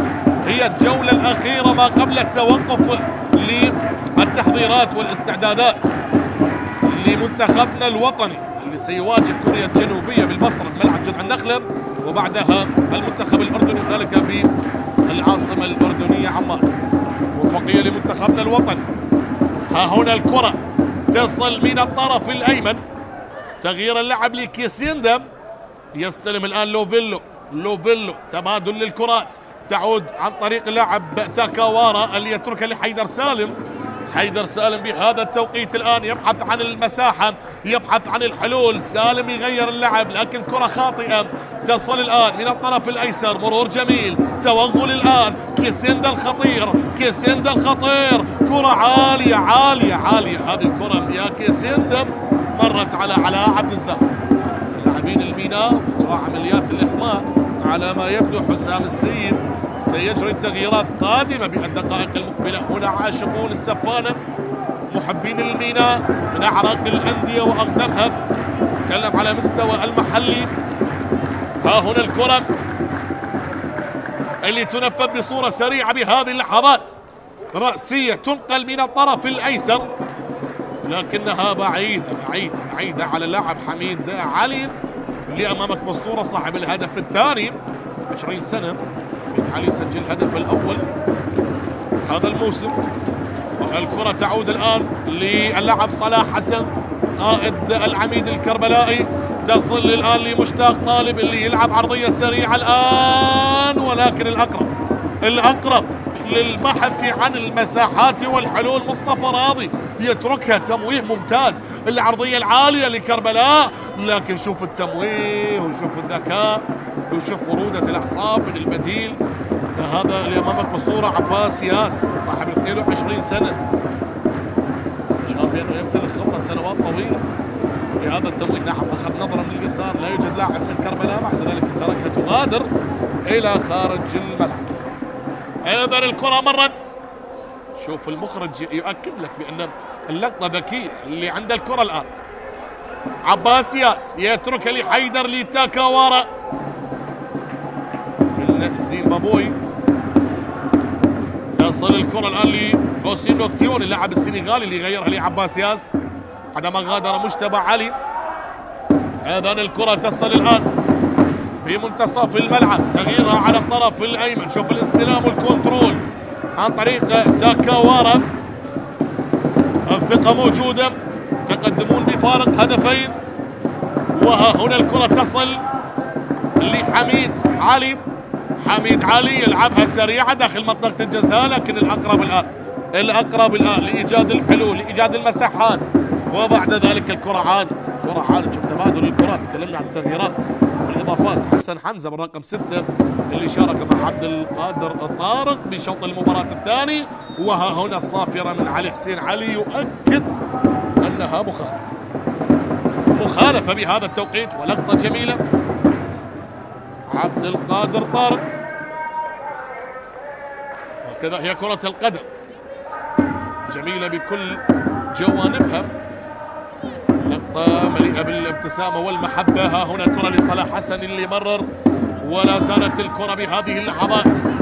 الآن عادت الكرة، وها هنا كريم بن عريف أيضا يشارك. كريم بن عريف يشارك في هذه المباراة مع كربلاء، اللاعب المغربي اللي سبق وأن لعب النجف. هذه كرة لعلاء، ممكن فرصة هدف ثالث على عبد الزهرة. سهلة للحارس عبد العزيز عمار، سهلة هذه الكرة. إذا نعم مصطفى محمد هو اللي غادر على ما يبدو، وشارك كريم بن عريف. تصل الآن صلاح، أول الكرات اللي يستلمها المغربي كريم بن عريف اللي يمتلك برصيده هدف واحد هذا الموسم في مرمى القاسم، كانت من ركلة جزاء. نقل الآن، والكرة تغادر إلى خارج الملعب، ملعب الفيحاء اللي يحتضن مجريات هذه المباراة بالجولة 34 من منافسات دوري نجوم العراق. أحمد الوجيه اللاعب اليمني، تكلمنا عن كريم بن عريف اللي سبق وأن لعب للنجف، أيضا اليمني أحمد الوجيه سبق وأن لعب للنجف في نفس الفترة.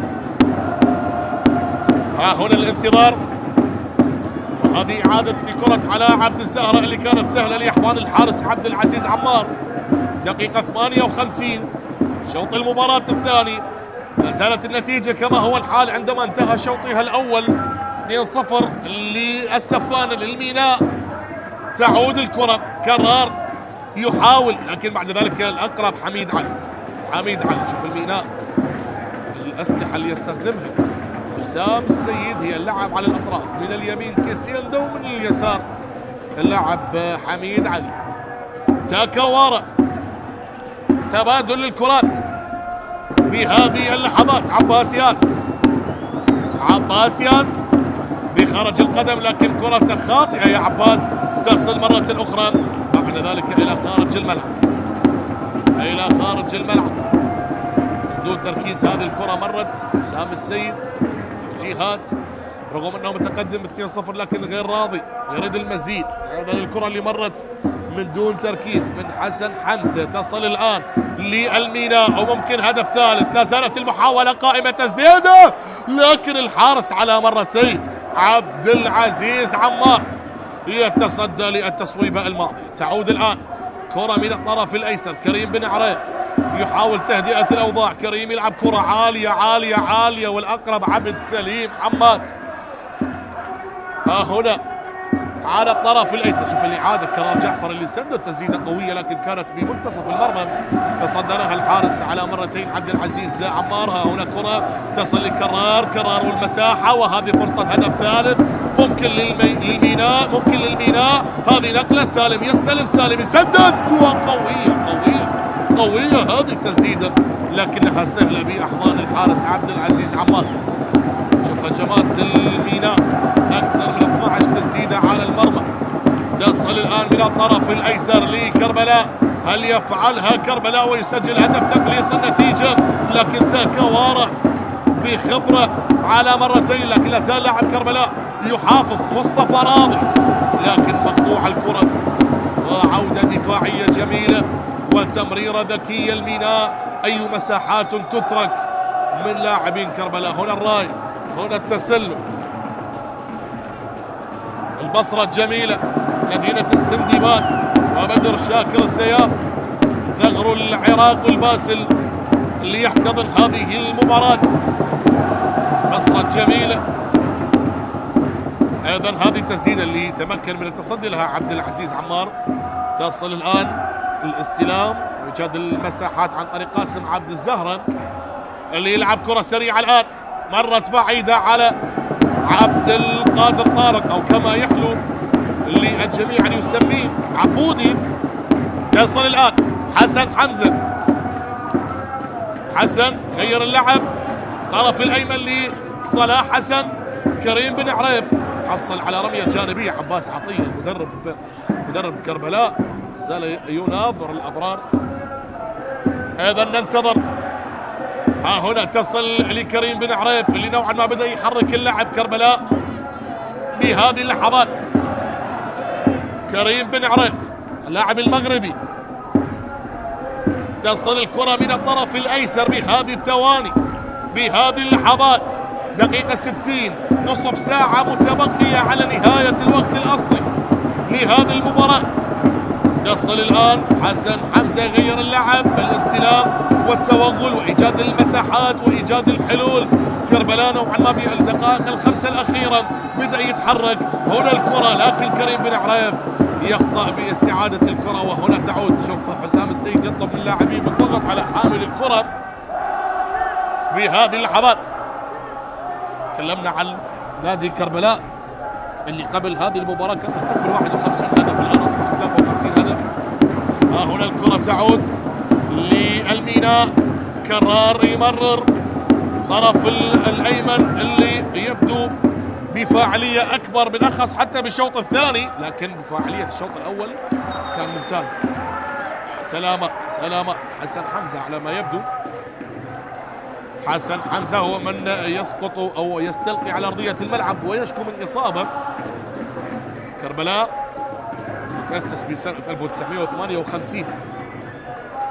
هذا النادي اللي يمتلك أيضا قاعدة جماهيرية ممتازة، لكن هنا سلامات هل بإمكان المتابعة أو يغادر؟ هنا الأطفال الصغار، الابتسامة البريئة والجميلة، هنا الكبار الحاضرين هكذا هي كرة القدم عزيزي المشاهد، تجمع الصغار والكبار والشيوخ والشباب والأطفال. وشوف نظرة المتواجدون بملعب الفيحاء، وهنا عشاق السفانة عشاق الميناء يؤازرون بكل الدقائق وبكل اللحظات. هنا عوائلنا الكريمة أيضا، الجنس اللطيف الحاضر في هذه المباراة. كل هذه الأشياء اللي ذكرناها تجمعها شيء واحد فقط، وهي كرة القدم الساحرة المستديرة، العشق الجميل لهذه اللعبة. أيضا لاعب يشكو من إصابة لا زال كربلاء حسن حمزة. هنا التوجيهات اللي كانت حاضرة ما بين الكادر الطبي، لكن هنا النقلة لجماهيرنا، جماهير الحاضرة. إذن حسن حمزة حديث مع الكادر، الدقيقة 64، وهنا الابتسامة الحاضرة بهذه اللحظات، الابتسامة الجميلة، المتنفس الوحيد هي كرة القدم.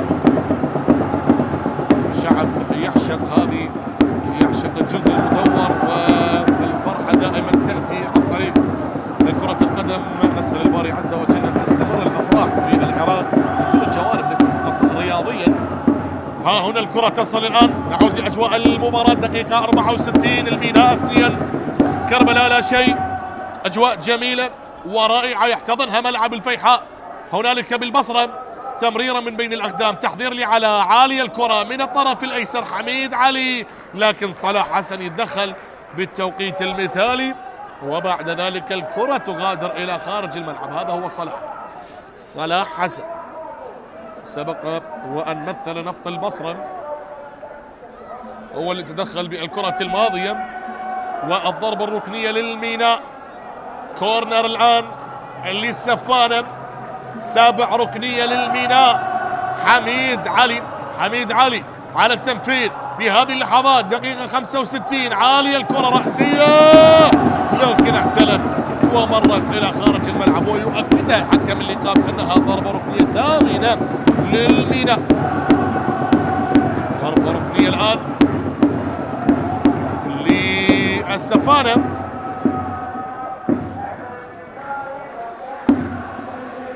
الانتظار، عباس ياس هو على التنفيذ.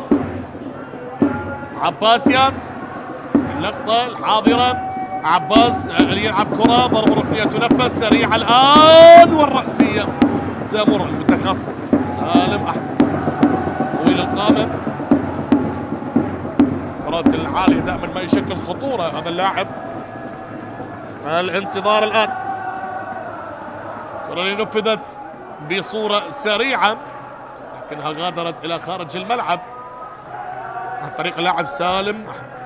إذن الدقائق تمر والثواني تمر، لكن لا زالت النتيجة كما هو الحال عندما انتهى الشوط المباراة الأول. 2-0 للميناء. تاكاوارا حيدر سالم يبحث عن عباس ياس، نعم مرر له من الطرف الأيسر. ها هنا العودة مرة أخرى لمصلحة الميناء. أوسينو ثيون، هذه الجولة، هذا أيضا ختام الجولة 34. سيتوقف دوري نجوم العراق من أجل المنتخب الوطني والمهمة الوطنية للبحث عن التأهل لكأس العالم 2026. مباراتين تعتبر مباراتين حاسمتين أمام كوريا الجنوبية والأردن. هذه فرصة للميناء وممكن هدف ثالث. هذا التحضير، هنا التمويه، لكن كريم بن عريف وماذا يؤكد؟ ماذا هنالك يا سيد الحكم؟ مخالفة للميناء، مخالفة للميناء. توقف أيضا سيعطي فترة راحة كبيرة لكل اللاعبين الدوريين. هنا الكرة اللي كانت حاضرة تدخل فيها على اللاعب حميد علي من الطرف الأيسر، وبذلك حكم اللقاء علي حسين يؤكد المخالفة. هنا تغيير قادم لكربلاء، تغيير قادم. أوس محمد يشارك، ونور المصطفى غانم يغادر. حديث أيضا مع الكادر الفني،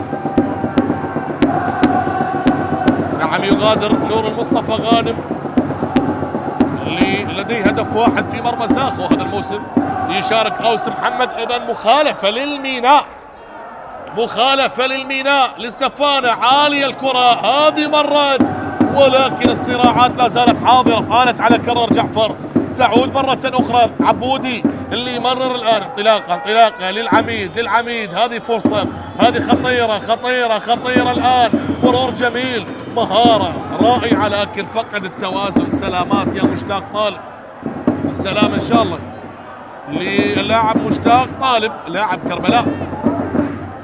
تاكاوارا ينهض مشتاق للمتابعة والكرة تعود. شوفوا بالإعادة هو اللي فقد توازن، مر بصورة جميلة بمهارة فردية عالية لكن هو اللي فقد التوازن، لذلك قرار سليم من حكم اللقاء. هذه كرة لتاكاوارا يتركها لأوسينو ثيون السنغالي يغيرها لكيسيندا، تعود لتاكاوارا، تبادل للكرات الآن واستحواذ والسيطرة بالطول والعرض للميناء. تصل الكرة لعلاء عبد الزهران، هذه فرصة هدف ثالث لكن الحكم يقول لك العب يا علاء، ليس هنالك مخالفة. تعود الكرة لكربلاء بعيدة من دون تركيز. حسن حمزة مرت بعيد على اللاعب مشتاق طالب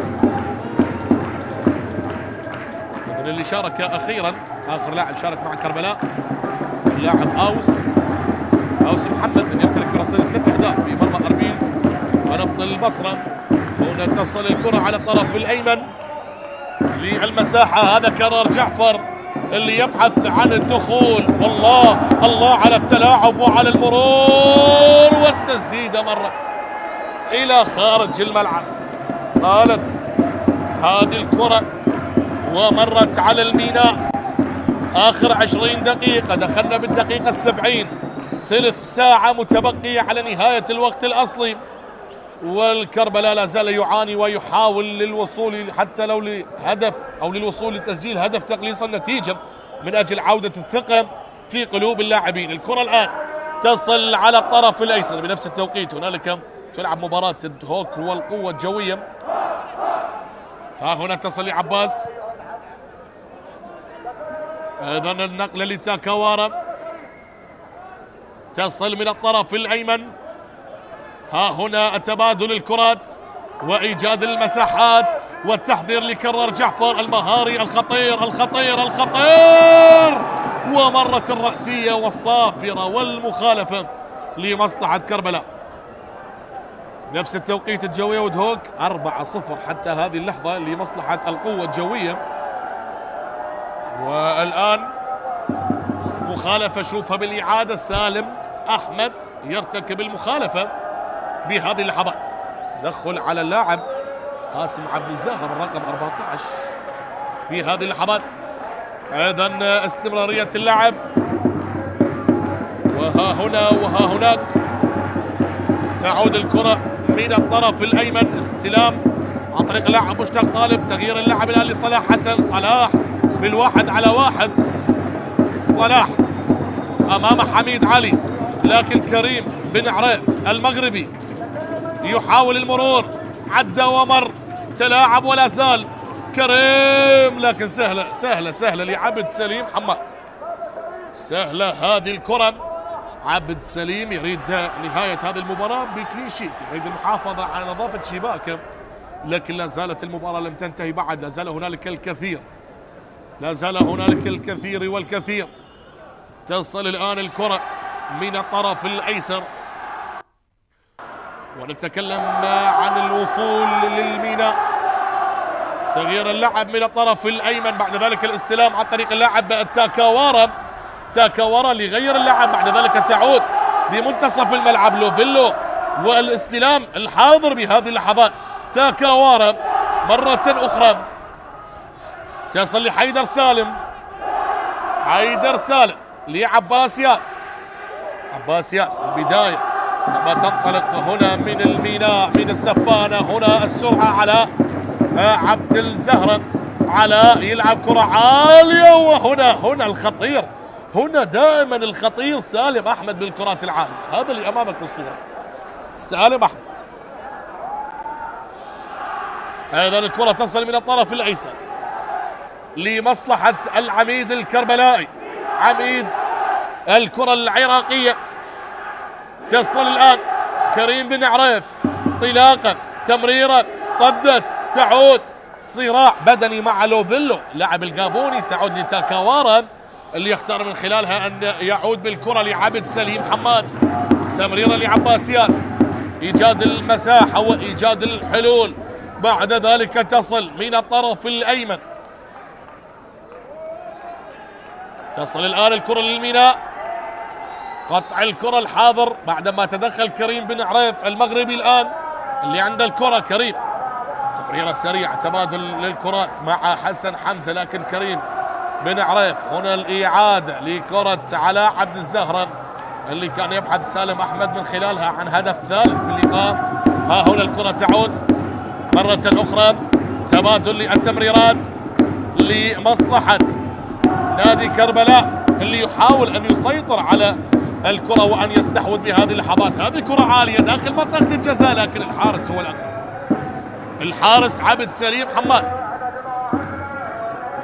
هو المدرب عباس عطية غير راضي تماما على اللعب بالكرات العالية بهذه اللحظات، يوجه اللاعبين. كرة من أحمد الوجيه اللي كانت عالية من مسافة جدا بعيدة باللقطة الماضية، وبذلك الكرة تعود من الطرف الأيمن للميناء. الآن الاستلام حيدر سالم، تحضير لعباس ياس، إيجاد المساحات وإيجاد الحلول. كربلاء رغم الأيام القاسية وهذه الظروف، العميد يقول خسرنا ومرت علينا أيام صعبة وقهرتنا الظروف، لكننا سنعود. هكذا هو حال لسان كربلاء، ليس على مستوى هذه المباراة، أتكلم بصورة عامة. لا زال هنالك فرصة إذا أراد العميد أن يحافظ على حظوظه. إذن توقف الآن، توقف لالتقاط الأنفاس وشرب المياه، الأجواء حارة على مستوى حالة الطقس. هنا اللقطة الجميلة، كولينج بريك، فترة توقف للتبريد هكذا تسمى. أيضا الحضور الجماهيري نعم ليس بصورة كبيرة، لكن حاضرين من كل الفئات، من صغار، من كبار، من شباب، من عوائل، من نساء. هذه لقطة الهدف الثاني اللي سجله حميد علي. إذن نادي كربلاء أرقام نتكلم بالأرقام والإحصائيات. كربلاء آخر فوز كان على زاخو بالجولة 27، نتكلم على 24 مباراة، فاز مرة واحدة فقط نادي كربلاء. ثاني آخر فوز لكربلاء كان على نفط البصرة الجولة 9. أيضا جماهير الميناء واللقطة الجميلة بهذه اللحظات، توجيهات أيضا لا زالت حاضرة. ربع ساعة متبقية، عباس عطية وحسام السيد بهذه المواجهة بحساب الجولة 34. شوف هؤلاء الصغار، البراءة عندما تجتمع بحب كرة القدم وأن تكون عاشقا لنادي الميناء. أيضا حميد علي سجل بالدقيقة 39 الهدف الثاني، وسالم أحمد اللي سجل بالدقيقة 9. كل هذه الهدفين شاهدناها بشوط المباراة الأول. هنا الربع ساعة الأخيرة والنظرات المتواجدة بملعب الفيحاء، ولا زلنا ننتظر استئناف اللعب. توجيهات من حسام السيد اللي درب الميناء ب 2015 وبعدها غادر وعاد مرة أخرى. ثقل فؤادك حيث شئت من الهوى، ما الحب إلا للحبيب الأول. حسام السيد، وها هنا بعد مرور 10 سنوات يعود لقيادة الميناء. كرة تصل الآن، استئناف اللعب بهذه اللحظات، دقائق الأخيرة على نهاية الوقت الأصلي، ما يقارب 13 دقيقة متبقية. وعلى ما يبدو هنالك لاعب يشكو من إصابة. تغييرات قادمة، مهند عبد الرحيم واللاعب زين من رقم 14 ايضا. تغييرات اللي يجريها سالم احمد سيغادر بهذه اللحظات صاحب الهدف الاول بالمباراة. ايضا تغييرات حاضرة بهذه اللحظات. سالم اللي كان خطير جدا بهذه المباراة على مرمى كربلاء يغادر، وكذلك كرار جعفر. كرار جعفر هو ايضا يغادر بهذه اللحظات. ومشاركة الان للاعب زين العابدين جاسم. زين العابدين جاسم ومهند عبد الرحيم. سالم يغادر بهذه اللحظات. تصل لكربلاء 12 دقيقة على نهاية الوقت الأصلي. والميناء هل اكتفى بهذه النتيجة؟ شاهدنا أيضا وصول لأكثر من 4 مناسبات أو 5 مناسبات بشوط المباراة الثاني. 5 فرص كانت بالنسبة للميناء لكنها ضاعت ومرت. اكتفوا الميناء، اكتفوا السفانة بهدفين بشوط المباراة الأول، لكن لا زال هنالك 12 دقيقة متبقية على نهاية الوقت الأصلي. كربلاء لا زالوا يبحثون عن فرصة لهدف تقليص النتيجة من أجل عودة الثقة، لكن هنا هذه الكرات العالية هذه للعميد الكربلائي ممكن فرصة هدف لتقليص النتيجة. عرضية جميلة، خطأ فادح من المدافعون وحارس المرمى هذا عباس ياس. كانوا قريبين كربلاء من إضافة هدف تقليص النتيجة، لكن هنا الحديث من تاكاوارا باللقطة الماضية نشاهدها. هنا عباس ياس شارك كبديل بالشوط الثاني، لكن ضربة ركنية لمصلحة كربلاء عن طريق المغربي كريم بن عريف اللي سبقه اللاعب للنجف عباس عطية بموقف لا يحسد عليه إطلاقا. كريم بن عريف على التنفيذ بهذه اللحظات. ملعوبة الكرة داخل منطقة الجزاء لكن لم تأتي المتابعة، والأقرب هنا للميناء. سريع الكرة تصل، وعلى ما يبدو صافرة تواجدت لمصلحة اللاعب اللوفيلو لاعب الجابوني أمامك بالصورة. شوف التدخل اللي كان موجود باللقطة الماضية، تدخل حاضر أي نعم. لاعب كربلاء لاعب أوس محمد أيضا شارك كبديل بالشوط المباراة الثاني. 10 دقائق أخيرة، مخالفات 8 للميناء و6 لكربلاء على كربلاء. تصل الآن حيدر سالم غير اللعب من الطرف الأيسر لعباس ياس. عباس ياس الميناء اللي سجل مع هذه الهدفين أصبح برصيده 27 هدف هذا الموسم، استقبل 33 هدف. تصل الكرة عالية الآن لكربلاء، انطلاقة وحرب السرعة، لكن هذه فرصة والتمريرة كانت ضعيفة، وعودة ممتازة بالتوقيت المثالي عن طريق المدافع حيدر سالم. هنا العودة لحارس المرمى عبد العزيز عمار. لحظات لا زالت وثواني تمر وتنقضي بهذه الأثناء. 10 دقائق أو أقل على نهاية الوقت الأصلي. هنا تمريرة تصل، تدخل هنا من محمد أوتارا بوركينا فاسو. هنا كرة لكربلاء، هذه فرصة للعميد، هذا مرور جميل، هذا تسديدة وهذا هدف أول. الله، جول جول جول، وعن طريق الهداف عبد القادر طارق يسجل 5 أهدافه هذا الموسم، وهدف تقليص النتيجة لكربلاء بعدما سجل بمرمى الميناء بمرحلة الذهاب. يعود مرة أخرى ويزور شباك السفانة ويسجل هذا الهدف. شوفها بالإعادة، هي بدأت من مشتاق طالب وتمريرة عن طريق أوس محمد والدخول والتصدي، لكن عبودي كما يحلو أن يسمونه، عبودي عبد القادر طارق يسجل هدف تقليص النتيجة بهذه الأثناء. تمكن من التصدي للأولى عبد سليم حماد، لكن بالثانية كانت صعبة، وبذلك عبد القادر طارق يسجل هدف أول لكربلاء. هذا 2-1 والمتبقي 8 دقائق على نهاية الوقت الأصلي لشوط المباراة الثاني للمباراة بالمجمل. كرة تصل الآن، هل هذا الهدف يعطيهم ثقة لكربلاء؟ هل يعطيهم ثقة للعودة؟ العميد يريد أن يعود بعد طول انتظار. ها هنا الكرة تصل بمنتصف الملعب، متبقي دقائق كافية إذا أراد كربلاء العودة، لكن الميناء هل يرضى بالتعادل؟ هل يقبل بالتعادل بعدما كان متقدما حتى الدقيقة 81؟ تصل الكرة، أي ثقة، هذه تسديدة لكن طويلة هذه الكرة، أي ثقة زرعت في قلوب اللاعبين. نعم هكذا هي النتائج عندما سجل كربلاء. عادت الثقة الآن في قلوب اللاعبين.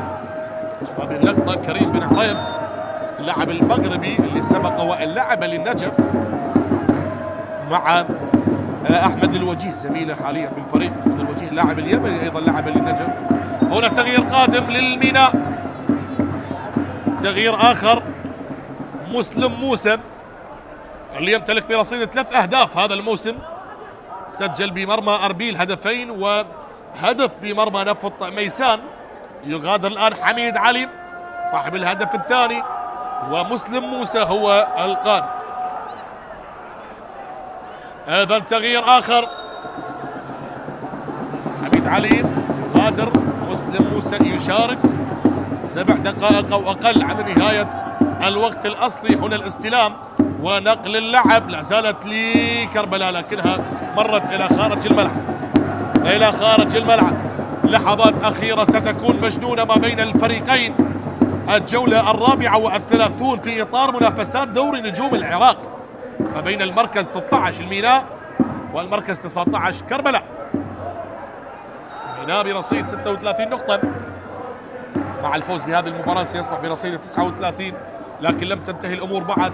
لا نستطيع إضافة النقاط لا للميناء ولا لكربلاء حتى سماع صافرة النهاية نجزم ونقدم المعلومات الكاملة. هنا الكرة ما بين مهند عبد الرحيم الطرف الأيمن الجانب السفلي لشاشة اللقاء، لكن هنا كرة الأقرب كيسيندم لاعب الكونغو، ومن الكونغو لاعب كيسيندم بيمرر الكرة سريعة الآن.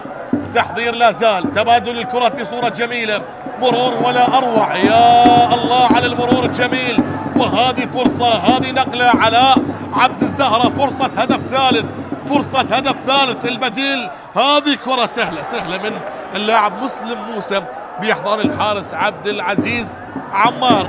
هل يفعلها كربلاء ويعود لتعديل النتيجة، أو هنالك كلام آخر بالنسبة للسفانة؟ تعود الكرة الآن عن طريق اللاعب لوفيلو يخسرها. 5 دقائق أخيرة، تعود الآن، لكن ماذا يقول حكم اللقاء علي حسين علي؟ مهند عبد الرحيم، مهند يمتلك برصيد 3 أهداف هذا الموسم، سجل بمرمى نفط البصرة والنجف ودهوك. تدخل الآن حاضر بهذه اللقطة،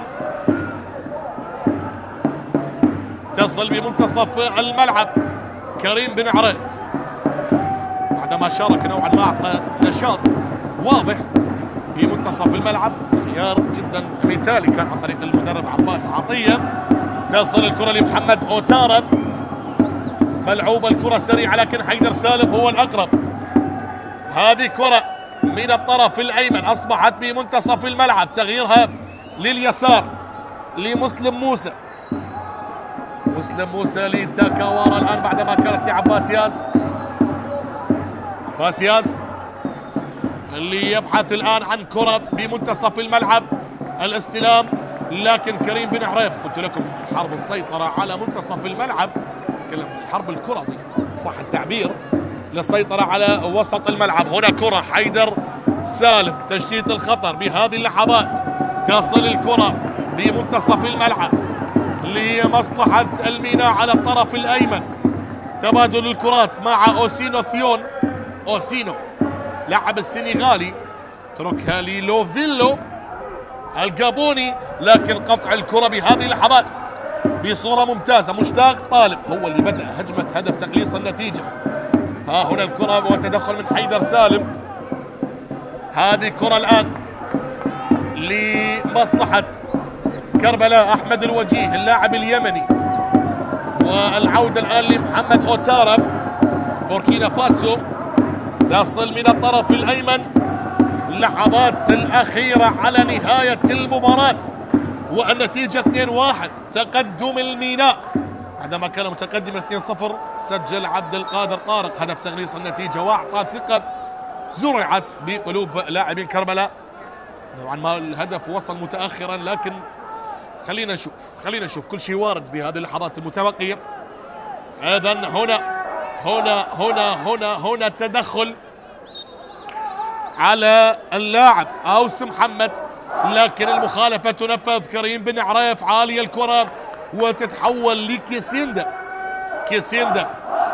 شتت الخطر ويبعد الكرة، لكن الأقرب الآن المدافعون للبحث عن المساحات. بعد ذلك عادت الكرة للخط الدفاعي، عالية هذه المرة، رأسية متواجدة بهذه الأثناء، تصل لصلاح حسن قائد الفريق. كريم بن عريف يمرر تمريرة ذكية جميلة، هذه فرصة تعادل، تصويبة، لكن عبد سليم حماد يقف أمامه عبودي ويمنع من إضافة هدف التعادل. أي لقطة وأي تمريرة، شوف تمريرة ذكية، اختار التسديد بصورة قوية، لكن عبد سليم حماد هو من تصدى. ولا زالت الفرص، دخلنا بالدقيقة 89 والضربة الركنية لكربلاء. هل يفعلها العميد؟ هذه كرة عالية وتاكاوارا يبعدها إلى ضربة ركنية أخرى. سلامات للحارس عبد سليم حماد. ماذا جرى؟ ماذا حصل في هذه اللقطة؟ سلامات للحارس عبد سليم. دخلنا بالدقيقة الأخيرة وسننتظر طاقم التحكيم كم سيقدم كوقت بدل ضائع بهذه المباراة. إذا طالت على عبد سليم حماد وتاكاوارا هو من أبعدها إلى خارج الملعب، وبذلك ضربة ركنية أخرى لمصلحة فريق كربلاء. كريم بن عريف اللي نفذها مرة أخرى، كريم عرضية عالية وعبد سليم حماد ينقض على الكرة ويحاول تهدئة الأوضاع واستغلال بعض الأوقات. هذه عرضية كريم بن عريف، تدخل ممتاز من حارس المرمى وانقضاض على الكرة. أيضا الكرة على الطرف الأيمن، مباراة جميلة فيها 3 أهداف، هدفين للميناء، هدف واحد لكربلاء، هدف واحد حضر بشوط المباراة الثاني، هدفين في شوط المباراة الأول، دقيقة 9 ودقيقة 39. سالم أحمد سجل الهدف الأول وحميد علي سجل الهدف الثاني اللي غادر وترك مكانه حميد علي للبديل مسلم موسم. هذا هو مسلم يستلم الكرة الآن، يريدون رصاصة الرحمة الميناء، يريدون هدف ثالث، لكن هنا 4 دقائق وقت بدل ضائع احتسب طاقم التحكيمي بقيادة علي حسين علي. تصل الكرة الآن 4 دقائق أمام الميناء وكربلاء. هل تكون كافية للعميد الكربلائي ليعدل أو تبقى هذه النتيجة ل3 نقاط بالنسبة لفريق الميناء؟ تصل الكرة بمنتصف الملعب، عمل تغييرها للطرف الأيمن، وهنا الكرة تعود، تبادل للكرات. جماهير الميناء اللي تقول يا ولد البصرة ويانا العقيد، غير هذا اللون الأزرق ما نريد. العقيد هو المدرب السوري حسام السيد. والكرة تصل الآن بهذه اللحظات بمنتصف الملعب لمصلحة اللاعب لوفيلو اللي غيرها لتاكاوارا، تعود للوفيلو، تمريرة من الطرف الأيمن. دقائق أخيرة، لحظات أخيرة على نهاية هذه المباراة. أجواء جميلة قدمت بملعب الفيحاء هنالك بالبصرة، بصرة الخير تغرو العراق الباسل، بصرة السندباد وبدر شاكر السياء والتاريخ الجميل. ها هنا لقطة من اللقطات ودقيقتين متبقية على نهاية أحداث المباراة هنا بالجولة 34 في إطار منافسات دوري نجوم العراق. هذه كرة عالية، ممكن هدف ثالث للميناء. على عبد الزهراء على الطاير يسجل 3 أهداف السفانة. سفانة الجنوب تعلن عن 3 نقاط من ملعب الفيحاء بتصويبة هداف الفريق على عبد الزهراء، يسجل هدفه التاسع هذا الموسم والهدف الثالث بهذه المباراة. وأي كرة، أعطينا الإعادة يا مخرج، أعطينا الإعادة يا مخرج. شوف خبرة السنوات الطويلة. هذه الكرة اللي وصلت لمسلم موسى اللي وجد المساحة وعرض كرة عالية، بعد ذلك التحضير وعلى الطاير شوفها بالإعادة، حضر له وعلى هوب بكرة قوية لم يشاهدها حارس المرمى، بقى في مكانه. هنا كرة جميلة هيئت بأجمل صورة عن طريق اللاعب زين العابدين وعلى عبد الزهرة ليسجل 9 أهدافه هذا الموسم. إذن 3-1. طبعا ما الأمور حسمت لمصلحة السفانة، وبذلك آخر دقيقة هنا كرة تعود لمصلحة الميناء. تبادل الكرات بهذه اللحظات، وعلى ما يبدو هنالك صافرة من حكم اللقاء علي حسين علي.